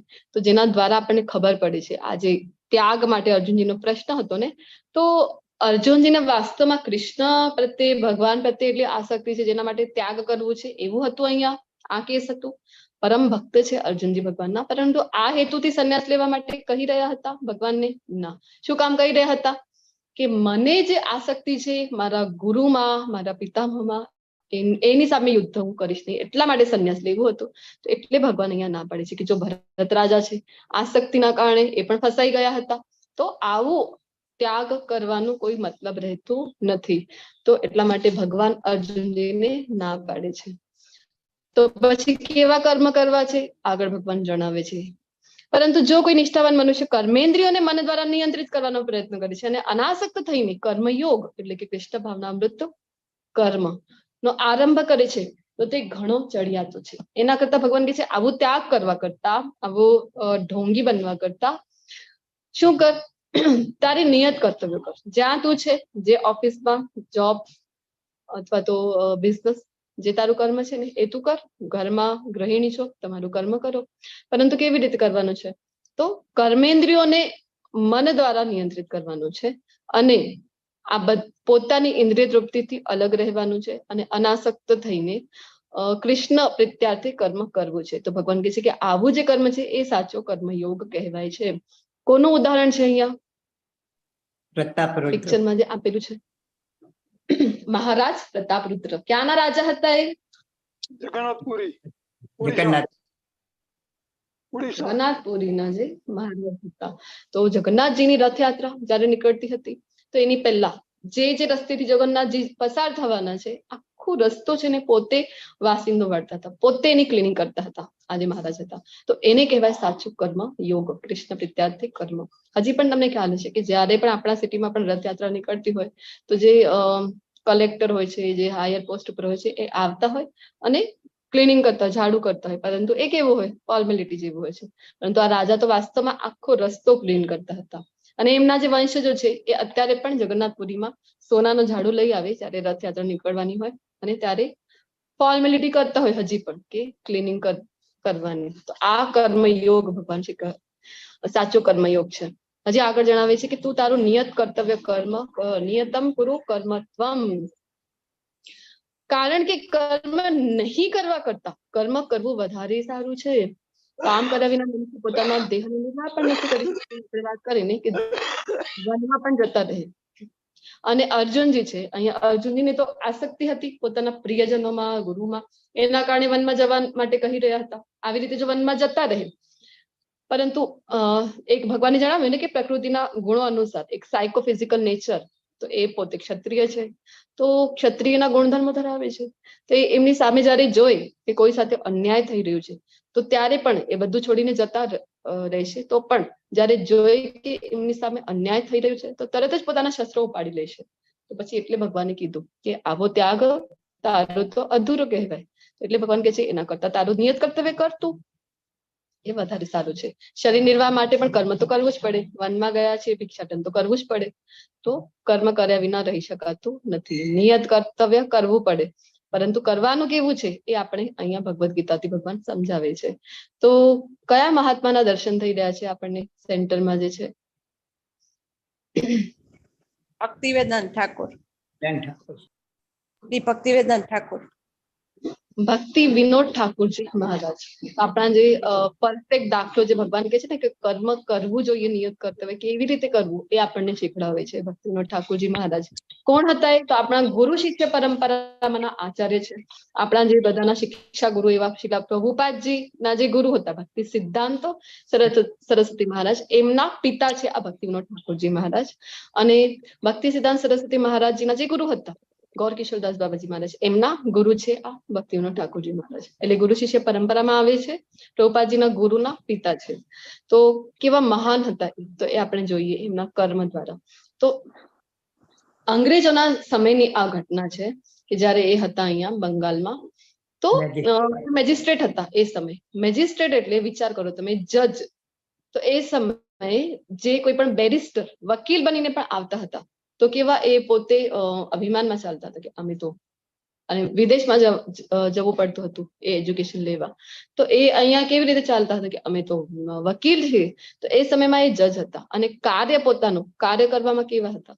તો જે કાર્ય કરવામાં બીજા બધા લોકોને, સામાન્ય લોકોને 10 થી 15 દિવસનો સમય લાગે ને એ અમુક કલાકોમાં જ કરી લેતા. પછી અમુક સમય જયારે જાય છે એમના જીવનના અમુક વર્ષો, એના પાછળ ડિસાઈડ કરે છે કે હવે મારી જે બાકીનો જીવન છે એ મને માયાપુર, એટલે કે જ્યાં ચૈતન્ય મહાપ્રભુનો જન્મ સ્થળ છે ત્યાં જઈને વિતાવવું છે. શું કામ? તો હવે મારે બાકીનો સમય છે એ ભક્તિમાં વિતાવવું છે મને. તો કામ છોડીને જતા રહે છે ત્યાં રહેવા માટે. ત્યારે અંગ્રેજો છે ને એ પોતાની ટીમને મોકલે કે તમે જઈને એમને મનાવીને લઈ આવો. શું કામ? કારણ કે આટલી બધી ફાઇલ જમા થઈ ગઈ છે, કાર્ય બીજા ઓફિસર્સ પાસેથી સારી રીતે થઈ શકતું પણ નથી, તો એમને લઈ આવો તમે. તો એ જઈને ખૂબ મનાવે છે કે તમે ફરીથી પાછા આવો કામ ઉપર, કેટલા બધા દિવસો અમારા જતા રહે છે, અમારાથી આ બધું ક્લિયર નથી થઈ રહ્યું. તો ભક્તિનો ઠાકોરજી મારા જણાવે છે કે ના, મારે મારું જીવન છે એ ભક્તિ માટે હવે વિતાવવું, એવું મેં ડિસાઈડ કરેલું છે. તો શું કરે છે આ અંગ્રેજો કે જ્યાં એ રહેતા હોય ત્યાંથી ઓફિસ સુધી 4 બોગીની એક સ્પેશિયલ ટ્રેન અને સ્પેશિયલ રેલવેના પાટા એમની માટે નખાવે છે. એકમાત્ર એવા ભારતીય છે આ ભક્તિનો ઠાકોરજી મહારાજ, જેમના માટે અંગ્રેજોએ સ્પેશિયલ ટ્રેનના પાટા મુકાવેલા અને સ્પેશિયલ ટ્રેન બનાવેલી છે કે તમે હવે ટ્રેનથી જાઓ અને આવો એટલે તમારો સમય બચી જાય અને ટ્રેનમાં પણ બેઠા બેઠા તમે ભક્તિ કરી શકો. તો જાય, અમુક કલાક ત્યાં કામ કરીને આવે. એટલે કહેવાનો અર્થ એ છે કે ભગવાનના ભક્તો કેવા હોય છે, તો પોતાના કર્મમાં પણ દક્ષ હોય. જે એમનું કર્મ હોય તો વર્ક ફિલ્ડમાં પણ કેવા હોય છે, એ દક્ષ હોય છે કે ખૂબ સારી રીતે પોતાનું કર્તવ્ય કરતા હોય છે, જેનું આ પરફેક્ટ દાખલો છે. તો ભગવાન આવી રીતે કર્મ કરવા માટે આપણે સમજાવી રહ્યા છે. ટાઈપ્સ ઓફ કર્મ આવી રહ્યું છે હવે, કે કર્મના પ્રકારો 4 પ્રકારો છે મુખ્યત્વે. તો પહેલું છે કે વિકર્મ. વિ એટલે વિરોધી કર્મ, એવી રીતે પણ યાદ રાખી શકાય. વિરોધી, કોનું વિરોધી? તો શાસ્ત્રોમાં જે નિયમો આપેલા છે એના વિરોધી કર્મ કરવા, ભગવાનના નિયમોનો ભંગ કરવો. અને શોર્ટમાં જોઈએ તો ખોટા કર્મ, એ થઈ ગયો વિકર્મ. પછી આવે કર્મ. કર્મ કોને કહેવાય? સકામ કર્મ પણ કહેવાય છે એને. સકામ કર્મ અથવા તો કર્મ કે ભૌતિક પ્લેટફોર્મ ઉપર સારું કર્મ, સારી પ્રતિક્રિયા આપે, કે ખૂબ આપણને શોખ હોય છે ને કે સારા પુણ્ય કર્મો કરવા છે, દાન, તપ આપણે બધું કરતા હોય છે ને, તો એ બધું આવે છે. અનાથ આશ્રમમાં દાન આપીએ, વૃદ્ધાશ્રમમાં જઈને આપતા હોય છે, ભૂખ્યા હોય તો એમને ખાવાનું આપીએ, આવું બધું કરતા હોય છે. તો આ બધું આવી જાય સકામ કર્મમાં, કે ભૌતિક પ્લેટફોર્મ પર સારું કામ અને સારી પ્રતિક્રિયા આપે.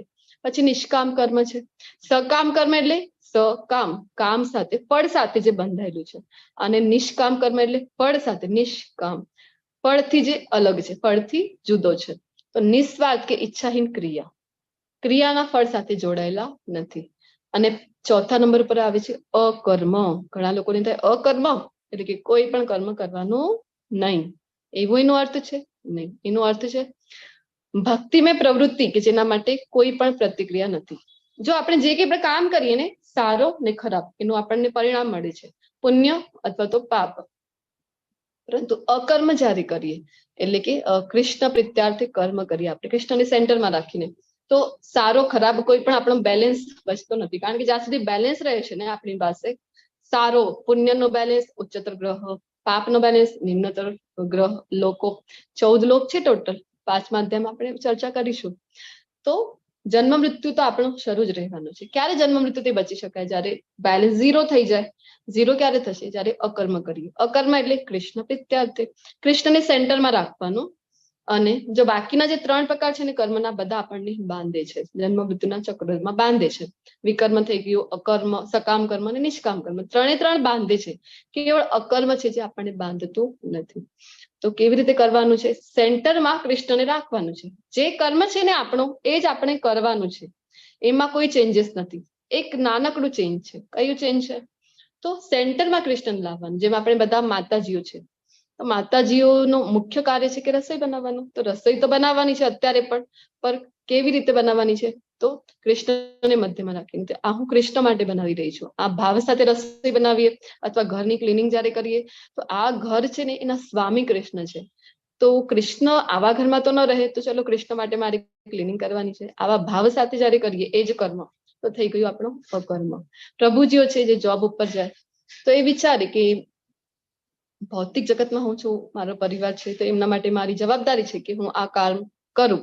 પરંતુ આની સાથે સાથે મારી હજી એક ડ્યુટી છે કે મારા ઘરનો હું સ્વામી છું, તો મારા પત્નીને, મારા બાળકોને હું કેવી રીતે કૃષ્ણ ભાવનામૃતમાં લઈ આવું. તો આ મારી જવાબદારી છે. અથવા તો જે મારી ઇન્કમ છે, આમાંથી અમુક અથવા તો મિનિમમ 10% એ હું કૃષ્ણ ભાવનામૃતના પ્રચાર માટે, મંદિરના નિર્માણ કાર્ય માટે એ હું દાન કરી શકું? તો આ થઈ ગયું અકર્મ. વિદ્યાર્થીઓ છે તો એમને તો ભણવાનું જ છે, અત્યારે પણ આમ પણ સ્ટડી કરી રહ્યા છે અને કૃષ્ણ ભાવનામૃતમાં પણ સ્ટડી કરવાની છે, પરંતુ અકર્મ કેવી રીતે થાય? કૃષ્ણને સેન્ટરમાં રાખીને, કે હું જે કંઈ પણ બનું ને આગળ, મારું જે કંઈ પણ કરિયર થાય તો એમાંથી મારી એક મિનિમમ અમાઉન્ટ છે એ કૃષ્ણ ભગવાનના જે પ્રચાર માટે અથવા તો મંદિર માટે હું દાન કરીશ, અથવા તો હું પોતે કૃષ્ણ ભાવનામૃતનો પ્રચાર કરીશ મોટો થઈને. આવી ભાવના સાથે જયારે ભણવામાં આવે છે તો એ થઈ ગયું અકર્મ. ખૂબ સમજવું છે, જરૂરી છે આ સમજવું, કારણ કે તો આપણે બચી શકાય છે જન્મ મૃત્યુના ચક્રથી. તો આપણે ઘણી વાર થાય કે હું તો કેટલા સારા કર્મ કરું તો મારી સાથે ખરાબ કેમ થાય છે? સારા લોકો સાથે જ ખરાબ કેમ થાય? આ જો મારા સામે જ રહે છે, કેટલો અધર્મી છે, કેટલા ખરાબ કર્મ કરે છે, તો પણ એની સાથે તો કેટલું સારું થઈ રહ્યું છે. મોટું બંગલું છે એનું, તો એક તો 4 વ્હીલર એની ઓલરેડી હતી, હવે તો બીજી પરચેસ કરી લીધી. એની સાથે બધું સારું સારું થઈ રહ્યું છે, મારી સાથે જ કેમ ખરાબ થાય? તો આના માટે એક ઉદાહરણ અહીંયા પ્રભુપાદજી આપણને સમજાવે છે કે બેમ્બુ, જે ચાઇનીઝ બેમ્બુ હોય ને, વાંસ, એનો એક ઉદાહરણ છે કે જયારે એને વાવીએ ને આપણે, તો 6 મહિના સુધી કેવું હોય છે કે 6 મહિના સુધી તો એનું કુંપણ હોય ને એ પણ બારે ફૂટતો નથી, અને એની જ બાજુમાં જ બીજો કોઈ છોડ હોય વાવેલું હોય તો એની આપણે ગ્રોથ જોઈ શકાય છે કે અરે કેટલી સરસ ગ્રોથ થઈ રહી છે. પરંતુ આ ચાઇનીઝ બેમ્બુ તો કાંઈ જ નથી આવી રહ્યું ઉપર, તો પણ જે ખેડૂત હોય એને પાણી આપતા હોય છે. શું કામ? કારણ કે જાણે છે કે અત્યારે શું થઈ રહ્યું છે, એના રૂટ્સ પાકા થઈ રહ્યા છે. પછી જયારે 6 મહિનાના પાછળ જયારે એ ગ્રો કરવાની શરૂઆત કરે છે, અથવા તો ઘણી વખત વર્ષો પણ લાગી જાય, વર્ષોની પાછળ ગ્રો કરવાની જયારે શરૂઆત કરે ને, કે બારે આપણને કઈ નાનકડું કુંપણ દેખાય કે ગ્રો કરી રહ્યું છે, તો આટલી ઊંચાઈ એ ગ્રહણ કરી લેતો હોય છે. તો આટલી ઊંચાઈ સુધી 12 ફીટ સુધી કેમ વધી શકે છે? કારણ કે એટલું ઊંચું જયારે એને ગ્રો કરવું છે તો એના મૂળ જે છે, રૂટ્સ છે, એટલા જ પાકા થવા જોઈએ ને જમીનમાં. એટલા માટે જયારે એના રૂટ્સ છે ને એ પહેલા આટલા સમય સુધી શું થઈ રહ્યું હતું, તો એના મૂળ હતા એ પાકા થઈ રહ્યા હતા. તો પછી જયારે ગ્રો કરવાનું શરૂઆત કરી તો ફટાફટ ગ્રો કરી ગયું. પછી આપણને એમ લાગે કે આ તો 1.5 મહિના જેટલા સમયમાં જ, 5 થી 6 વીકમાં જ આટલો ગ્રો થઈ ગયો, એટલે ફટાફટ ગ્રો થઈ ગયો. તો કારણ કે આપણને ખબર નથી કે એના મૂળ આટલા સમયથી બની રહ્યા હતા, અને હવે જયારે ગ્રો કરે છે ત્યારે આપણને બસ આની બાહ્ય ઊંચાઈ દેખાઈ રહી છે. તો સેમ વે આપણી સાથે પણ એવું જ છે કે સામેવાળા વ્યક્તિને આપણે જે દેખાઈ રહ્યું છે કે મોટું બંગલું છે, બધું એનું સારું થઈ રહ્યું છે, એ પુણ્યના ફળ છે એના પહેલાના જન્મના, એ પુણ્યનો બેલેન્સ છે હજી, એટલે એની સાથે સારું થઈ રહ્યું છે. જેમ આ બેલેન્સ ખતમ તો પછી પાપના ફળો ભોગવવા પડશે. આ પાપ અને પુણ્યનો અલગ અલગ ખાતો છે, જુદો જુદો છે. એવું નથી કે અમુક પાપ કર્મ કરી લીધા છે તો થોડા પુણ્ય કરી લો. શું કામ? તો આ પાપ છે ને આપણા ધોવાઈ જશે, ઓછા થઈ જશે. આવું નથી હોતું, અલગ અલગ બેલેન્સ છે બંનેનું. તો પાપનું જે જયારે શરૂઆત થશે ભોગવવાની, ત્યારે થોડીક પણ વાર લાગશે નહીં. આ જે ચાઇનીઝ બેમ્બુ આટલી ઊંચાઈ પકડી લીધી, તેમ આપણે જોતા હોય ને કે રાતોરાત પતન થઈ ગયું છે કોઈનું, કે કરોડપતિ હતા ને રોડપતિ બની ગયા. શું કામ થાય છે એવું? તો કારણ કે પાપ કર્મના હવે ફળ ભોગવવાની વારી આવી ગઈ છે. તો અંકુરણ જો અહીંયા પાપી પ્રતિક્રિયાઓના તબક્કા હોય છે કે ધીરે ધીરે ધીરે આપણને એમ લાગે કે કેમ એની સાથે સારું છે. તો બસ જયારે એ ગ્રો કરી જાય ને એક વખત પાપી પ્રતિક્રિયાઓ શરૂ થઈ જાય એની, તો પછી એનું જયારે ફળ ભોગવવામાં આવે છે ત્યારે ખબર પડે છે કે કર્મના સિદ્ધાંતોથી કોઈ પણ બચી શકાતું નથી. આ જે પ્રકૃતિ છે, ભૌતિક પ્રકૃતિ છે, એના જે કાયદાઓ છે એનાથી કોઈ પણ બચી શકતું નથી. આવી જયારે કર્મ કરીએ છીએ આપણે અત્યારે, અથવા તો ઘણી વખત એવું થાય છે કે નેક્સ્ટ જન્મમાં પણ એ આપણને ભોગવવું પડે છે. એ તો ફિક્સ જ છે. તો એટલા માટે ભગવાન કહે છે કે આ તો બાંધે જ છે આપણને, જે આપણે કર્મ કરીએ આવી રીતે. તો પછી કરવાનું શું? તો ભગવાન આપણને સમજાવે છે, જે બીજ શ્લોક છે આ અધ્યાયનો, યજ્ઞાર્થાત કર્મણો અન્યત્ર લોકોયમ કર્મ બંધનમ તદર્થમ કર્મ કૌંતેય મુક્ત સંગ સમાચાર. કે વિષ્ણુ પ્રીત્યાર્થે, વિષ્ણુ પ્રીત્યાર્થ એટલે યજ્ઞ. યજ્ઞ શું છે? તો ભાગવતમાં આપણને જાણવા મળે છે યજ્ઞ એટલે કે ભગવાનનું જ એ રૂપ છે, કૃષ્ણ ભગવાનનું જ એક નામ છે યજ્ઞ. તો કૃષ્ણ પ્રીત્યાર્થે કર્મ કરવું જોઈએ. અન્યથા તો ભગવાન કહે છે કે આ ભૌતિક જગતમાં કર્મના બંધન ઉત્પન્ન થાય છે. માટે હે કૌંતેય, તું તેમની, શું કામ અહીંયા તેમની એટલે વિષ્ણુની કીધેલું છે? તો પાંચમા અધ્યાયમાં જોઈએ વિષ્ણુ એટલે કોણ છે વાસ્તવમાં, તો કૃષ્ણના જ એક અંશ છે, પૂર્ણ અંશ છે કૃષ્ણનો. તો અહીંયા જ્યારે પણ ઐશ્વર્યની વાત થતી હોય છે ને ત્યારે ભગવાન વિષ્ણુ માટે સંબોધે છે.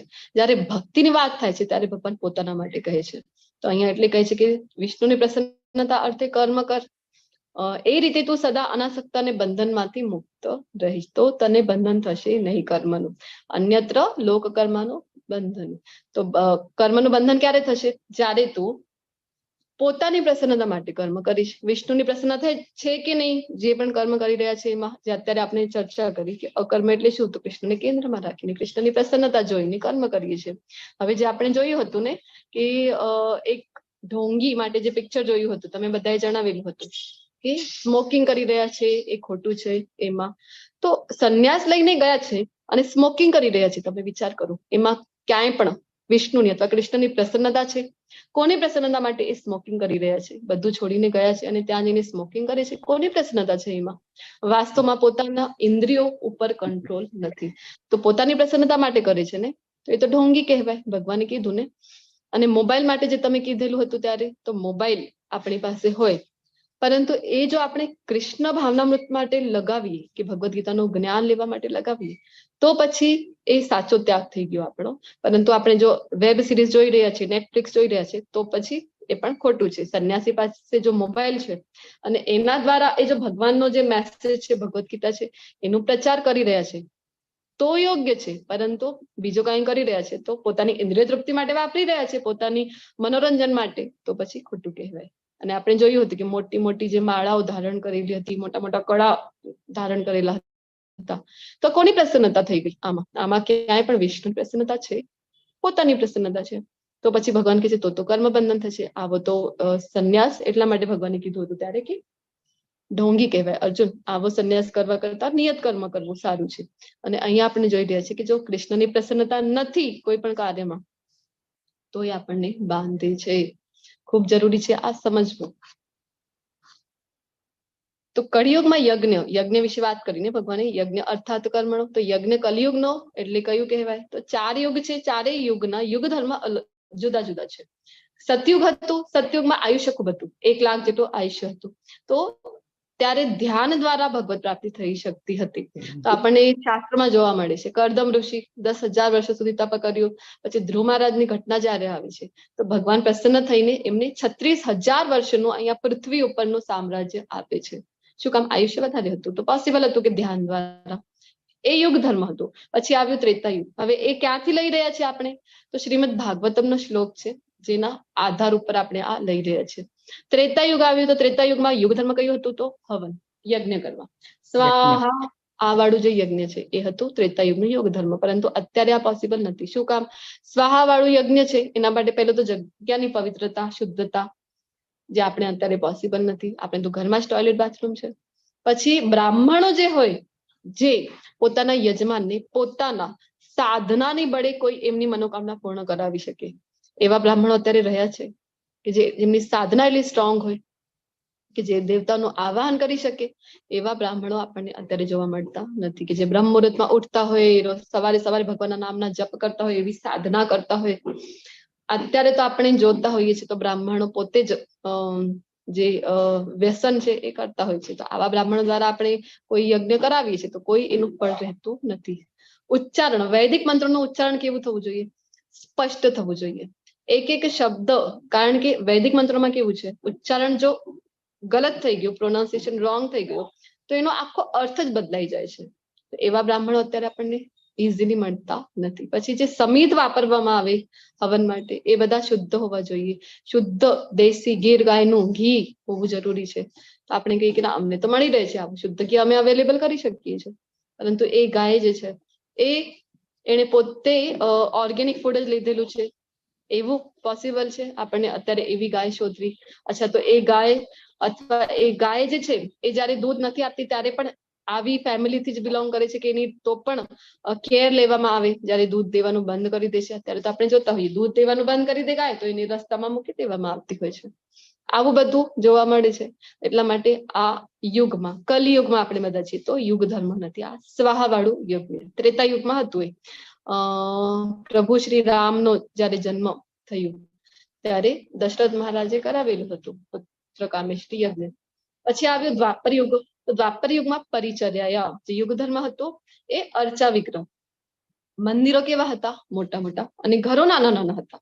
અને આપણને પણ ખ્યાલ હશે, આપણા જે પૂર્વજો, ઘણા દૂર જવાની આવશ્યકતા નથી, આપણા જે દાદીના જનરેશન સુધી જઈએ તો એ સમયમાં જયારે ગામમાં રહેતા તો કેવું હતું કે મંદિરો મોટા મોટા હતા, અને ઘરનું કામ, ખેતરનું કામ પતાવી અને સાંજે રોજ બધા મંદિરમાં, સવાર સાંજ મંદિરમાં ભેગા થાય અને ત્યાં જઈને ભગવાનના જે રામાયણ છે, મારા દાદી સાસુ પોતે કહેતા હતા કે રોજ સાંજે રામાયણનું પઠન થતું હોય છે, જે શાસ્ત્રો છે એનું પઠન થતું હોય છે, ભજન કરતા હોય, એવી રીતે મેક્સિમમ સમય એમનો એ વિતાવતા હતા. પરંતુ અત્યારે પણ આપણને એમ થાય કે મંદિરો તો જોવા મળે છે, પરંતુ એમાં જઈને, એ મંદિરના ઓટલે જઈને કેટલા લોકો છે કે આ શાસ્ત્રોનું અધ્યયન કરતા હોય છે અથવા ભજન કરે છે. ત્યાં જઈને પણ વળી પાછું એ જ કરતા હોય છે, ઓટલા પંચાયત જ કરતા હોય. અધરવાઇઝ આપણને એમ થાય કે અત્યારે પણ મંદિરો તો છે, પરંતુ અત્યારનું આ યુગ ધર્મ, અત્યારે કેવું છે, કલયુગની હજી શરૂઆત જ છે ને, 4,32,000 અવધિ છે, એટલા માટે અત્યારે પણ મંદિર આપણને જોવા મળે છે. પરંતુ તમે મને જણાવો, કેટલા લોકો છે જે રોજ મંદિરે જતા હોય? રોજ આપણે જતા હોઈએ છીએ મંદિરમાં જઈને શાસ્ત્રોનું અધ્યયન કરતા હોઈએ છીએ રોજ? આપણે નથી પોસિબલ. યુગ ધર્મ આપણો નથી. અત્યારે આપણે કલયુગમાં છીએ, આપણી પાસે યુગ ધર્મ છે. નામ જપ, કેવલ નામ ભગવાનનો લઈને આપણે પોતાનો ઉદ્ધાર કરી શકાય છે. તો આ પવિત્ર મંત્ર જે છે, મહામંત્ર છે, એનું જપ કરવાનું છે. હરે કૃષ્ણ કૃષ્ણ કૃષ્ણ હરે હરે, હરે રામ રામ રામ હરે હરે. આપણો ઉદ્ધાર થઈ શકે છે. ચૈતન્ય મહાપ્રભુ જે પોતે કૃષ્ણ છે, જેમના વિશે આપણે વાત કરી શરૂઆતમાં જ, 14મા અધ્યાયમાં એમના વિશે આપણે શાસ્ત્રોક્ત સંદર્ભો સાથે જોઈશું કે ચૈતન્ય મહાપ્રભુના શાસ્ત્રોમાં ક્યાં ક્યાં રેફરન્સ છે, સંદર્ભો છે, જેનાથી આપણને ખબર પડે કે એ જ સાક્ષાત કૃષ્ણ છે. તો એ જયારે આવ્યા કલયુગમાં, એમણે જોયું, અત્યારથી લઈને લગભગ 500-550 વર્ષ પહેલા ચૈતન્ય મહાપ્રભુ આવી ગયા છે, અને એમણે જોયું કે કલયુગના આપણે બધા પતિત જીવો છીએ, તો આપણને આ હરે કૃષ્ણ મહામંત્ર આપી ગયા છે. રેફરન્સ અહીંયા પણ એક આપેલું છે, બૃહદ નારદીય પુરાણનું, જેમાં કીધેલું છે હરે નામ હરે નામ એવ કેવલમ કલો નાસ્તેવ નાસ્તેવ નાસ્તેવ ગતિર અન્યથા. કે કલયુગમાં હરિનામ અને હરિનામ જો 3 વખત કોઈ વસ્તુ બતાવેલી છે તો સમજી જવાનું કે કેટલો બધો એનો મહત્વ છે. દ્વારા જ મોક્ષ પ્રાપ્ત કરી શકાય છે. હરિનામ સિવાય કળિયુગમાં મોક્ષનો બીજો કોઈ રસ્તો નથી. આ પણ 3 વખત જણાવવામાં આવેલું છે, કારણ કે આટલો મહત્વનું છે કે હરિનામ કેવલ એટલો શક્તિશાળી છે, કારણ કે નામ અને નામીમાં અહીંયા ભેદ નથી. નામ જયારે લઈ રહ્યા છે આપણે, તો સાક્ષાત કૃષ્ણ છે. તો કૃષ્ણ અને કૃષ્ણના નામ કેવા છે? અવિભાજ્ય છે. અને કલયુગમાં કૃષ્ણ પોતે હરિનામના રૂપમાં અવતાર લે છે, અને સમગ્ર વિશ્વનો ઉદ્ધાર હરિનામ દ્વારા જ શક્ય છે. અહીંયા આપણે કેવું છે, આપણામાંથી કોઈનું નામ હોઈ શકે વર્ષા, તો આપણે એને બોલાવીએ. જો વર્ષા તો એ વ્યક્તિ આવે, તો વર્ષાનું નામ લઈ રહ્યા છે, તો વરસાદ પણ આવતું હોય છે? નથી આવતું. શું કામ? કારણ કે આપણી ત્યાં એવું છે, નામ અને નામીમાં ભેદ છે. ભગવાનનું એવું નથી. ભગવાન નામ અને નામી અવિભાજ્ય છે. કૃષ્ણ નામ લઈએ એટલે સાક્ષાત કૃષ્ણ ત્યાં હાજર હોય છે. શ્રીમદ ભાગવતમ સ્કંદ 11 અધ્યાય 5 અને શ્લોક નંબર 32 શું કહે છે? યજ્ઞેય સંકીર્તન પ્રાયેર યજંતી સુમેધસા. કે જે બુદ્ધિશાળી લોકો હશે કલયુગમાં, એ હરિનામ સંકીર્તન કરશે. હરિનામ સંકીર્તન યજ્ઞ કીધેલું છે. તો આપણે નામ જપ કેવી રીતે કરતા હોય? પહેલા પંચતત્વ મહામંત્ર બોલી, જય શ્રી કૃષ્ણ ચૈતન્ય પ્રભુ નિત્યાનંદ શ્રી અદ્વૈત ગદાધર શ્રીવાસાદિ ગૌર ભક્ત વૃંદ. આનો સ્ક્રીનશોટ તમે લઈ શકો છો. પછી આપણે માળા જપની શરૂઆત કરતા હોય છે હરે કૃષ્ણ મહામંત્રની. પછી આપણને થાય આ બધા અમુક રેફરન્સ જોયા તો છે, ભગવદ ગીતામાં છે ક્યાંય વર્ણન? તો હા, ભગવદ ગીતા અધ્યાય 10 શ્લોક નંબર 25 જ્યાં ભગવાન પોતે કહે છે કે યજ્ઞ નામ જપ યજ્ઞોસ્મિ. આ યજ્ઞ માટે આટલી બધી ચર્ચા શું કામ કરી રહ્યા છે? કારણ કે અત્યારે ભગવાને કીધું ને યજ્ઞ અર્થાત કર્મણો, તો યજ્ઞ કયું છે એ તો ખબર હોવી જોઈએ આપણને, એટલા માટે આપણે એટલી ચર્ચા કરી રહ્યા છે. યજ્ઞ એટલે યુગ પ્રમાણે, કલયુગમાં છે તો યજ્ઞ કયું છે? તો યજ્ઞ નામ જપ યજ્ઞોસ્મિ. આ જપ યજ્ઞ છે એ જ અત્યારે કલયુગમાં યજ્ઞ છે. જપ કેવી રીતે કરવાનું છે? અકર્મ છે. આપણે જયારે જપ કરીએ તો એક માણકા ઉપર એક મંત્ર આપણે બોલતા હોય છે. એવી રીતે 108 મણકાની તુલસીની માળા પર જપ કરતા હોય છે. ઘેર ઘેરમાં અત્યારે આપણને જોવા મળે છે, શેરીઓમાં જોવા મળે છે. અને જ્યારે આપણે એકલા હોઈએ ત્યારે કરી શકાય છે મંત્ર, પરિવાર સાથે પણ કરી શકાય છે. તો ખૂબ મહત્વનું છે સમજવું યજ્ઞ કયું છે. અત્યારે યજ્ઞ એટલે નામ જપ છે. ઓકે, હવે હજી એક મહત્વનું શ્લોક આવી રહ્યું છે જેમાં ભગવાન જણાવી રહ્યા છે, યજ્ઞ શિષ્ટાશિન સંતો મુચ્યંતે સર્વ કિલ્બિષે ભુજ્યંતે તે ત્વગમ પાપા યે પચંત્યાત્મ કારણા, કે ભગવાનના ભક્તો સર્વ પ્રકારના પાપમાંથી મુક્ત થઈ જાય છે. કેવી રીતે? ભગવાન કહે છે કે કારણ કે તેઓ યજ્ઞમાં પ્રથમ અર્પિત કરેલું ભોજન લે છે. યજ્ઞમાં અર્પિત કરેલું એટલે પેલા યજ્ઞ કોણ છે? કૃષ્ણ. કૃષ્ણને અર્પણ કરી ને પછી જ એ પ્રસાદ ગ્રહણ કરે છે, એટલે બધા પાપોથી મુક્ત છે. અન્ય લોકો જેઓ પોતાના જ ઇન્દ્રિય સુખ માટે ભોજન બનાવે છે તેઓ નક્કી પાપ જ ખાય છે. જે ભગવાનને ભોગ ધરાવતા નથી ને ભોજન ગ્રહણ કરે છે, તો ભગવાન કહી રહ્યા છે કે એવા જે લોકો છે એ પાપ ખાઈ રહ્યા છે.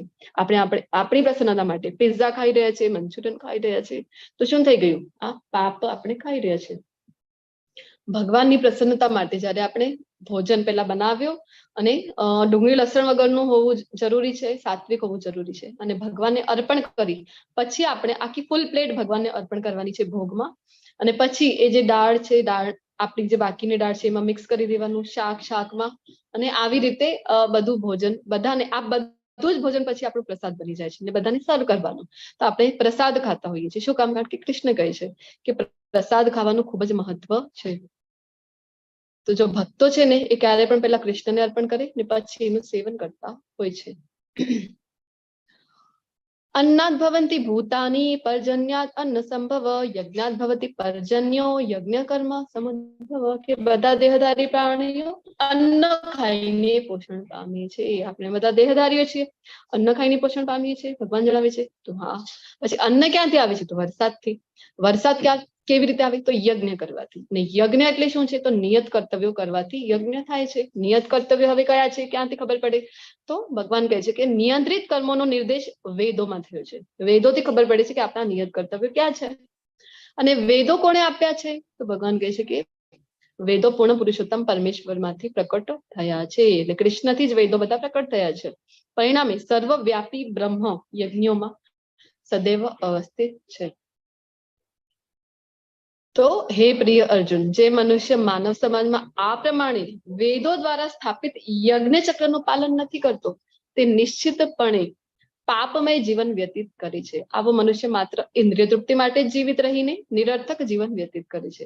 એટલે આપણે કરવાનું શું છે? તો કૃષ્ણની પ્રસન્નતા, કૃષ્ણને અર્પણ કરી ને પછી જ એનું સેવન કરવાનું છે પ્રસાદ રૂપે. કારણ કે યજ્ઞ ચક્ર છે આખું. કયું યજ્ઞ ચક્ર છે? તો જો વેદો કોને આપ્યા છે? આપણને બ્રહ્માજી. બ્રહ્માજી આપણે કાલ વાત કરી હતી, બ્રહ્માજીના હૃદયમાં જ્ઞાન કોને આપ્યું છે? તેને બ્રહ્મ હૃદય આદિ કવયે મુહ્યંતિ સૂરયે. શ્રીમદ ભાગવતમ અધ્યાય 1.1.1 પહેલો અધ્યાય, પહેલો સ્કંદ, પહેલો અધ્યાય અને શ્લોક પણ પહેલો. તેમાં કહે છે કે જ્ઞાન કોણ આપે છે? બ્રહ્માજીના હૃદયમાં કૃષ્ણ. તો જેના દ્વારા વેદો આપણને મળ્યા છે અને વેદોમાં આપેલું છે કે નિયત કર્તવ્ય ક્યાં છે એ પ્રમાણે કર્તવ્ય કરીએ, પછી એ અર્પણ કરીએ તો પછી વરસાદ થાય છે. નિયત કર્તવ્ય કૃષ્ણથી મળેલું છે. કૃષ્ણ ને આવી રીતે નિયત કર્તવ્ય કરવાથી વરસાદ થાય. વરસાદથી અનાજ ઉત્પન્ન થાય. અનાજથી ફૂલ પ્લેટ જમવાનું આપણને મળે છે. અને આ ચક્ર પૂર્ણ ક્યારે થાય? જ્યારે કૃષ્ણથી મળેલું જ આપણે કૃષ્ણને અર્પણ કરીએ. જો કૃષ્ણને અર્પણ નથી કરતા તો આ ચક્ર બ્રેક થઈ જાય છે.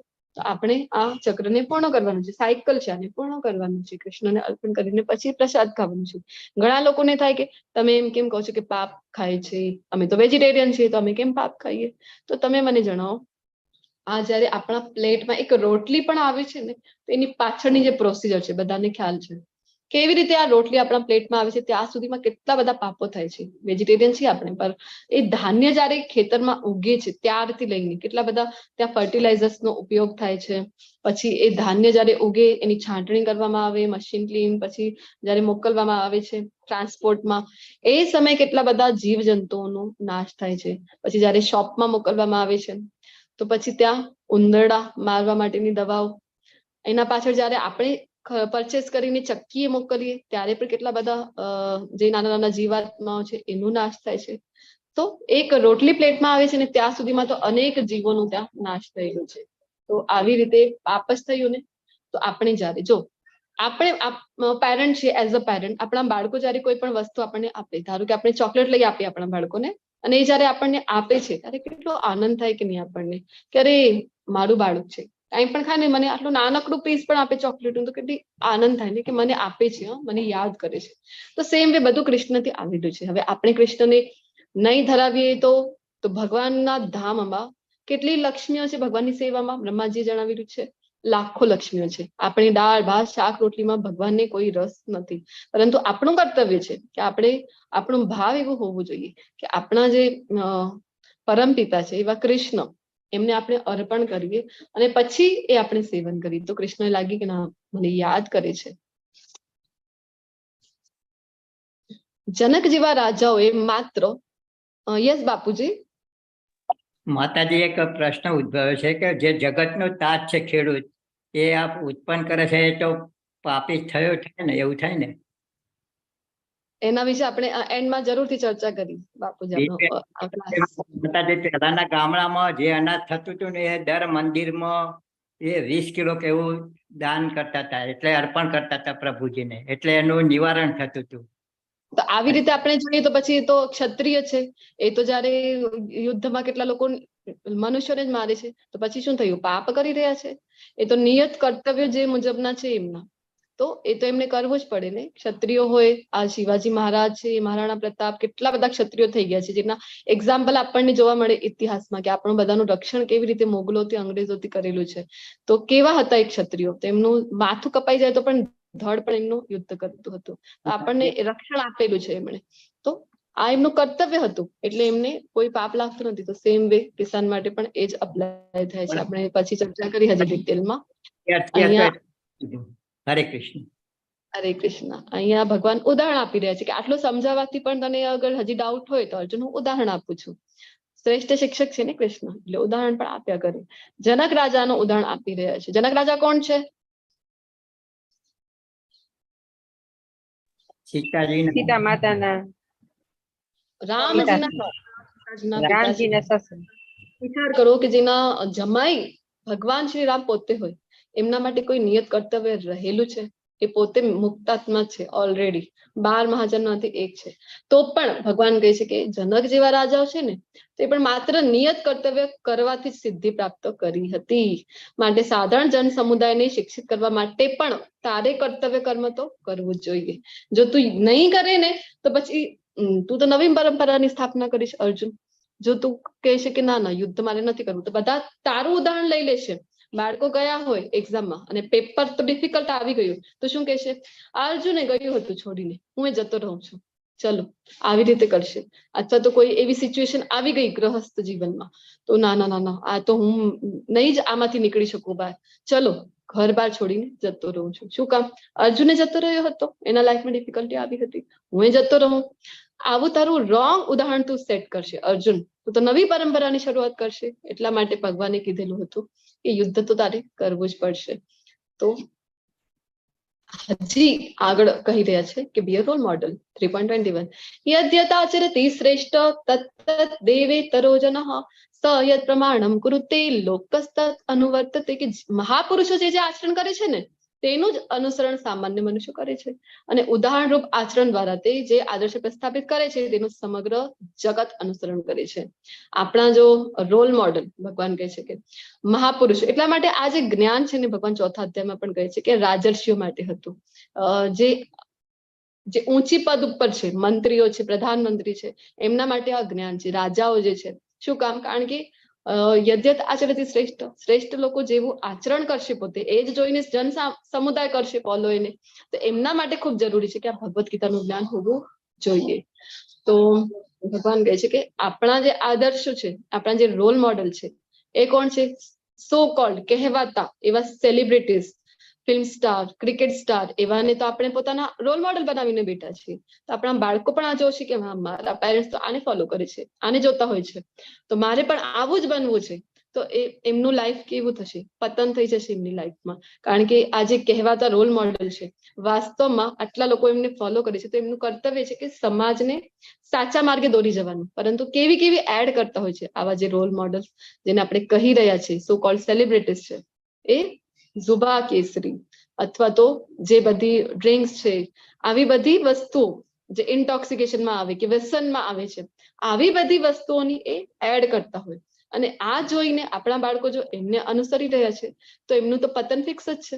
આપણે આપણા જો રોલ મોડેલ આપણા આચાર્યો હોય, ગુરુ શિષ્ય પરંપરામાંના આચાર્ય ષડ ગોસ્વામી ગણ છે, ચૈતન્ય મહાપ્રભુ, આ આપણા આદર્શો હોય તો આપણા બાળકો પણ આપણને જોઈને એમને રોલ મોડેલ માનશે અને જરૂરથી એમના પણ જીવનનો ઉદ્ધાર થશે. હે પૃથાપુત્ર, હવે આટલું એક્ઝામ્પલ લીધો જનક રાજાનું. શ્રેષ્ઠ લોકો જે વર્તન કરે છે એને સામાન્ય જન સમુદાય ફોલો કરે છે. પણ હવે હજી તને ક્લિયર નથી થઈ રહ્યો ને અર્જુન, તો તને મારું પોતાનું હું ઉદાહરણ આપું છું. તો એટલા માટે કૃષ્ણ કહે છે કે ત્રણેય લોકમાં મારા માટે કોઈ પણ કર્મ નિયત કરેલ નથી. ત્રિલોકના અધિપતિ જે છે કૃષ્ણ, એમના માટે કોઈ કર્તવ્ય રહે છે? મને કોઈ વસ્તુનો અભાવ નથી કે નથી મારે કશું મેળવવાની જરૂરિયાત, તેમ છતાં હું નિયત કર્તવ્ય કર્મ કરવામાં કાર્યરત રહું છું. તો પણ ભગવાન કહે છે કે હું જયારે આવું છું ને ધરાતલ ઉપર તો મારી જે ફરજ છે એ હું કરું છું. નાનકડા એવા કૃષ્ણ, કેટલા સુંદર પિક્ચર છે. જો નાનકડા એવા કન્હૈયા છે અને પોતાના પિતાના જે પાદુકા હોય ને પગમાં જે પહેરવાના ચંપલ આપણે કહીએ, એ પોતાના માથા ઉપર લઈને આવ્યા છે પોતાના પિતા માટે, નંદ બાબા માટે. અને અહીંયા જયારે આવ્યા છે ને તો પોતાના નિયત કર્તવ્ય કર્મ ભગવાને કરેલા જ છે. તો એટલા માટે ભગવાન કહે છે કે તારે પણ તારું નિયત કર્તવ્ય છે એ કરવું જોઈએ. અર્જુને કહ્યું કે હે વૃષ્ણિના વંશજ, જાણે કે બળજબરીથી તેમાં પરોવાયો હોય ને તે મનુષ્ય ઈચ્છતો ન હોવા છતાં પાપ કર્મમાં શાથી પ્રેરાય છે. તો હવે અર્જુનજી પ્રશ્ન કરી રહ્યા છે આપણા બધા માટે કે ક્યારેક આપણને થાય ને કે આ ખબર હોય કે આ કરવું ખોટું છે તો પણ આવું કામ કરવા માટે શું કામ આપણે પ્રેરાઈ જઈએ છીએ. તો ભગવાન કહે છે આનું ઉત્તર શું છે? તો પૂર્ણ પુરુષોત્તમ પરમેશ્વર બોલે, હે અર્જુન, આનું કારણ રજોગુણથી ઉત્પન્ન થયેલું એક કામ જ છે, જે પછીથી ક્રોધનું રૂપ ધારણ કરે છે અને જે આ જગતનું સર્વભક્ષી મહાપાપી શત્રુ છે. તો ભગવાન આગળ ભગવદ ગીતામાં પણ જણાવે છે કે નરકના 3 દ્વાર કયા છે? તો કયા છે નરકના 3 દ્વાર જે ભગવદ ગીતામાં વર્ણન આવે છે? કામ, ક્રોધ ને લોભ. કામ, ક્રોધ અને લોભ હોય તો નરકની કન્ફર્મ ટિકિટ મળી જાય છે, વેઇટિંગ નહીં, કન્ફર્મ ટિકિટ. તો એ જે કામ છે એ જ છે મુખ્ય કારણ કે જેના કારણે પાપી પ્રતિક્રિયામાં આપણે જોડાઈ જઈએ છીએ. તો પછી અર્જુનજીને એમ થાય છે કે પછી બધામાં સમાન માત્રા છે. આ ખબર તો પડી ગઈ, શત્રુ સૌથી મોટો જે શત્રુ છે. અને ક્રોધ કહી જ રહ્યા છે કે કામ પૂર્ણ ન થયું તો ક્રોધ. કાલના અધ્યાયમાં પણ યાદ કરો 2.62-63 ભગવાને જણાવ્યું હતું કે કોઈ વ્યક્તિનું પતન કેવી રીતે થાય, 8 સ્ટેજીસ બતાવ્યા હતા. એમાં પણ આવ્યું હતું ને, કોઈ ધ્યાયતો વિષયાન પુંસો સંગસ્તેષુ પ્રજાયતે, વસ્તુનો સતત ચિંતન કરીએ, આસક્તિથી કામના, કામ પૂર્ણ ન થાય તો ક્રોધ, અને પતનની શરૂઆત થાય છે અલ્ટિમેટલી. તો આવી જ રીતે અહીંયા કામનું જે માત્રા છે એ બધામાં અલગ અલગ હોય છે. 3 ઉદાહરણ આપી રહ્યા છે. અગ્નિ, ધુમાડાથી. અગ્નિ ઉપર જો ધુમાડો છે ને એટલે થોડુંક જ પ્રમાણ છે કામનો કોઈ વ્યક્તિમાં, તો ફૂંક મારીએ માત્ર તો ધુમાડો દૂર થઈ જાય અને અગ્નિ ફરીથી પ્રજ્વલિત થઈ જાય છે. એફર્ટ ઓછા લાગે. ઘણી વખત થાય છે ને, લેવલ 1 માં એક જ વખત આવે છે કોઈ પાર્ટિસિપન્ટ અને તરત જ 16 માળા કરતા થઈ જાય છે. શું કામ? કારણ કે ફૂંક મારવાથી જ માત્ર કામ બની ગયું. જે એમનું કામ હતું એ હટી ગયું, આવરણ હતું હટી ગયું. બસ ફૂંક મારવા વાળાની આવશ્યકતા હતી. પ્રભુપાદજીની કૃપાથી જે થઈ જાય અને તરત જ ભક્તિમાં આવી જાય. પછી વધારે પ્રમાણ હોય તો ભગવાન કહે છે દર્પણ, ધૂળથી. દર્પણ છે એ ધૂળથી જયારે આ કવર થઈ જાય છે તો એને ક્લીન કરવામાં થોડીક મહેનત લાગે છે ને. ભીનો કપડો એનાથી લૂછો, પછી ડ્રાય કપડો લઈને એનાથી લૂછો તો મહેનત વધારે લાગે છે, વધારે પ્રમાણ હોય તો. વારંવાર લેવલ 1 ના ક્લાસીસ કરીએ, ધીરે ધીરે ભક્તિમાં આવી શકાય. પછી ભગવાન ત્રીજો ઉદાહરણ આપી રહ્યા છે કે ભ્રૂણ છે એ ગર્ભાશયથી. ગર્ભાશયમાં ભ્રૂણ હોય તો એની પાસે કોઈ ઓપ્શન હોય છે? 9 મહિના સુધી કોઈ ઓપ્શન નથી કે બહાર આવી શકે. તો વધારે સમય લાગે, વધારે પ્રમાણ હોય કામનો. તો ઘણી વખત થાય ને, અનેક વખત આપણે લેવલ 1 ના કોર્સીસ કર્યા છે તો પણ આવી શકતા નથી ભક્તિમાં. શું કામ? તો કામનું પ્રમાણ વધારે છે તો વધારે સમય લાગે છે. તો ભગવાને જણાવી તો દીધો કે કારણ જે છે. તો હવે શત્રુ હજી કેવું છે? તો એ રીતે જ્ઞાની જીવાત્માની શુદ્ધ ચેતના કામરૂપી સનાતન શત્રુ દ્વારા ઢકાઈ જાય છે. તો આપણી બધાની જે ચેતના છે, જે આત્મા છે, એનું સ્વરૂપ વાસ્તવમાં કયું છે? તો જીવેર સ્વરૂપ હે કૃષ્ણ નિત્યદાસ. એ આપણે ભૂલી ગયા છે. શું કામ? તો આ કામથી એ ઢકાઈ ગયું છે, જે વાસ્તવિક જ્ઞાન છે આપણું. અને આ કામ કદાપી સંતુષ્ટ થતો નથી, તથા અગ્નિની જેમ બળતો રહે છે. આપણને એમ થાય ને કે આ વસ્તુ મળી જાય ને તો પૂરો થઈ ગયો, બસ પછી કોઈ કામ રહેશે નહીં મારી અંદર. આવું નથી. ભગવાન કહે છે કે કેવું છે આ અગ્નિ છે, એના અંદર જયારે તમે પેટ્રોલ નાખો છો, તેલ નાખી રહ્યા છો, તો અગ્નિ ક્યારે કહે છે કે બસ બસ બહુ તેલ મળી ગયું, હવે નથી જોઈતું મને, એવું કહે છે. અગ્નિમાં તો ઉલટાનું ભડાકો થાય છે, હજી જ્યોતિ પ્રજ્વલિત થાય છે. સેમ વે જેટલી કામ આપણી પૂર્ણ થાય છે ને એટલું જ હજી ને હજી વધતું જાય છે. તો પછી રહે છે ક્યાં આ કામ છે એ? તો ભગવાન એ જણાવી રહ્યા છે કે નિવાસ ક્યાં છે આ કામનો? તો 3 જગ્યા છે. કયા કયા? ઇન્દ્રિયો, મન તથા બુદ્ધિ એ કામના નિવાસ સ્થાનો છે. તેમના દ્વારા આ કામ જીવાત્માના વાસ્તવિક જ્ઞાનને ઢાંકી દે છે અને તેને મોહિત કરે છે. શરીર રૂપી રથ કઠોપનિષદનો ખૂબ સુંદર ઉદાહરણ છે, અહીંયા આપેલું છે, જે પિક્ચરના રૂપમાં. ઇન્દ્રિયો છે ને કામનો નિવાસ સ્થાન. 5 ઇન્દ્રિયો છે મુખ્યત્વે આપણા શરીરમાં, અને જે અલગ અલગ ઈચ્છાઓ ઉત્પન્ન થાય છે. ઇન્દ્રિય તૃપ્તિ જ આપણી તો સવારથી સાંજ સુધી જે આપણે કરીએ છીએ પોતાની પ્રસન્નતા માટે, ઇન્દ્રિય તૃપ્તિ માટે. તો ઘોડાઓ છે અલગ અલગ, ઘોડાની ઉપમા આપેલી છે. ઘોડાઓની લગામ છે ને કોના હાથમાં છે? મનના હાથમાં. તો મન રૂપી ચાલકના હાથમાં લગામ છે. મનરૂપી લગામ છે કોના હાથમાં? બુદ્ધિરૂપી ચાલકના રૂપમાં. શું કામ આ જણાવી રહ્યા છે? કારણ આગળના શ્લોકમાં જણાવશે કે ઇન્દ્રિયો કરતા મન છે એ ચડિયાતો છે, મન કરતા બુદ્ધિ ચડિયાતી છે. એટલા માટે તો બુદ્ધિ છે ને એ જો લગામ ખેંચીને રાખશે મનરૂપી, તો પછી બધા ઘોડાઓ એક લાઈનમાં ચાલશે. અધરવાઇઝ કેવું છે, અત્યારે આપણો એક લાઈનમાં નથી, કારણ કે આપણે તો ઇન્દ્રિય તૃપ્તિમાં પરોવાયેલા છીએ. તો બધા જ ઘોડાઓ અલગ અલગ દિશામાં જાય છે. તો કેવી હાલત થાય? જે સવાર છે એના ઉપર, એની હાલત કેવી થશે? વિચાર કરો તો એટલા માટે આપણે કરવાની શું જરૂર છે કે આ બધાને એક લાઈનમાં લઈ આવવાની જરૂર છે. ક્યારે થશે? તો જે સવાર છે એના ઉપર, એટલે કે આત્મા જો સ્ટ્રોંગ હશે, આ બધાથી ચડિયાતો છે આત્મા જો સ્ટ્રોંગ હશે તો બધાને એ આદેશ કરશે કે તમે એક લાઈનમાં ચાલો, તો થવાશે નહીં. માટે ભરતવંશીઓમાં શ્રેષ્ઠ અર્જુન, શરૂઆતમાં જ ઇન્દ્રિયોનું નિયમન કરીને પાપના આ મહાન પ્રતીક કામનું દમન કર અને જ્ઞાન તથા આત્મ સાક્ષાત્કારના વિનાશ કરતાનો વધ કર. આપણને એમ થાય કે હા ભક્તિમય પ્રવૃત્તિઓ છે ને કરીશું, અમે 60-65 ની વયમાં કરીશું. તો ભગવાન કહે છે કે ના, શરૂઆતથી જ્યારથી ખબર પડી છે, હવે આમ તો નાનપણથી જ કરવું જોઈએ, પરંતુ ઠીક છે, જ્યારથી જાગ્યા ત્યારથી સવાર, તો અત્યારથી ખબર પડી છે તો અત્યારથી જ આપણે આ કરવાનો પ્રયત્ન કરવો જોઈએ. તો ચેતનાને અલગ અલગ સ્તર છે. શારીરિક સ્તરની ચેતના, જ્યાં આપણને બસ ખાવાનું પીવાનું મળી રહે, તો એટલી ચેતના છે આપણી. એનાથી થોડાક ઉપર ઉઠીએ તો આપણી ચેતનાનું સ્તર છે વિષયાસક્ત સ્તર. ખાવા પીવાની સાથે સાથે ઘર પણ સારું મળી રહે, બેંક બેલેન્સ પણ સારું રહે, આ વિષયાસક્ત.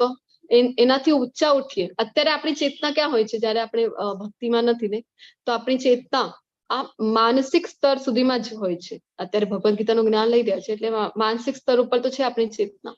તો આ નીચેની 3 લેવલમાં છે, પરંતુ જેમ જેમ ભગવદ ગીતા સમજીએ, જીવનમાં ઉતારીએ, તો હજી ઉચ્ચ સ્તર ઉપર પહોંચી શકાય છે. તો માનસિક સ્તરની ચેતના કઈ છે કે મને આ અથાતો બ્રહ્મ જિજ્ઞાસા, આ માનવ દેહ મળેલું છે, શું કામ મળેલું છે, એનું પર્પસ શું છે, એનું ધ્યેય શું છે, એ જયારે આપણે વિચારવાનો પ્રયત્ન કરીએ કે હું કોણ છું, તો ત્યારે માનસિક સ્તરની ચેતના છે. પછી બૌદ્ધિક સ્તરની ચેતનામાં ખબર પડી જાય કે હું તો શરીર નથી, આત્મા છું, અને આત્માની સાથે સાથે પરમાત્મા પણ છે મારા શરીરમાં. તો એ બૌદ્ધિક સ્તર છે. અને પછી આધ્યાત્મિક સ્તર કયું છે કે ખબર પડી જાય કે આત્મા અને પરમાત્મા વચ્ચે સંબંધ કયું છે. પરમાત્મા કૃષ્ણ છે, એ સ્વામી છે, અને હું એમનો દાસ છું. અને પોતાને આપણે જયારે ભક્તિમય પ્રવૃત્તિમાં જોડાઈ દઈએ, તો એ આધ્યાત્મિક સ્તરની ચેતના છે, જે હાયર લેવલ છે ચેતનાનો. આપણે માનસિક સ્તર ઉપર તો છીએ અત્યારે. આપણી ચેતના જે ભગવદ ગીતાના શરણે નથી આવતા, એમની તો આ નીચેના જ 2 સ્તરમાં ચેતના હોય છે. તો ગ્રેજ્યુઅલી ઇન્ક્રીઝ આપણી ચેતના થતી જાય છે જેમ જેમ ભક્તિમાં આગળ વધીએ. તો હવે જે ભગવાન જે જણાવી રહ્યા છે કે કર્મેન્દ્રિયો છે જડ પદાર્થો કરતા ચડિયાતી છે, અને મન ઇન્દ્રિયો કરતા ઉચ્ચતર છે. મન ઇન્દ્રિયોનો રાજા છે. અડધી રાત્રિએ જો ઇન્દ્રિયો, આ જે જીભ નામની ઇન્દ્રિય છે, એને ઈચ્છા થાય છે કે આપણે તો તીખું તમતમતું મંચુરિયન ખાવું છે, તો એ મનને આદેશ કરશે કે અત્યારે મને મંચુરિયન મળી જાય તો સારું રહેશે. પછી મન છે બુદ્ધિને કામમાં લગાડે છે કે હા વાત સાચી છે કે અત્યારે મંચુરિયન ખાવા મજા તો આવે, પણ મળશે ક્યાં? તો બુદ્ધિ કામ ઉપર લાગી જાય. કારણ કે બુદ્ધિ 2 પ્રકારની હોય, ભૌતિક અને આધ્યાત્મિક. તો આપણી બધાની બુદ્ધિ જયારે ભક્તિ ભક્તિમાં નથી ને તો ભૌતિક લેવલની છે. તો આપણી બુદ્ધિ કામમાં લાગી જાય કે ક્યાં મળશે અત્યારે મંચુરિયન, અને પછી આપણે ખાઈએ ને હેરાન થઈ જવાય છે. આજે સવાર છે આત્મા એ હેરાન થાય છે જેના કારણે. તો પછી આત્મા જયારે સ્ટ્રોંગ હોય, કારણ કે આ બધા કરતા શ્રેષ્ઠ છે. અહીંયા ભગવાન જણાવે છે કે બુદ્ધિ મનથી પણ વધારે ઉચ્ચતર છે અને આત્મા બુદ્ધિથી પણ વધુ શ્રેષ્ઠતર છે. સૌથી શ્રેષ્ઠ આત્મા છે. આત્મા જો સ્ટ્રોંગ હશે તો બુદ્ધિને આદેશ આપશે, ઓ બુદ્ધિ જરા લગામને ખેંચો મન રૂપે. પછી આત્મા છે જયારે બુદ્ધિને આદેશ આપે, બુદ્ધિ રથ લગામને ખેંચે, કહે છે મનને કે નહીં અત્યારે મંચુરિયન ખવાય નહીં, આવતીકાલે આપણને એસિડિટી થઈ જાય, હેરાન થઈ જવાય. અને પછી બધા ઘોડાઓ છે એક લાઈનમાં ચાલશે તો આત્મા હેરાન થશે નહીં.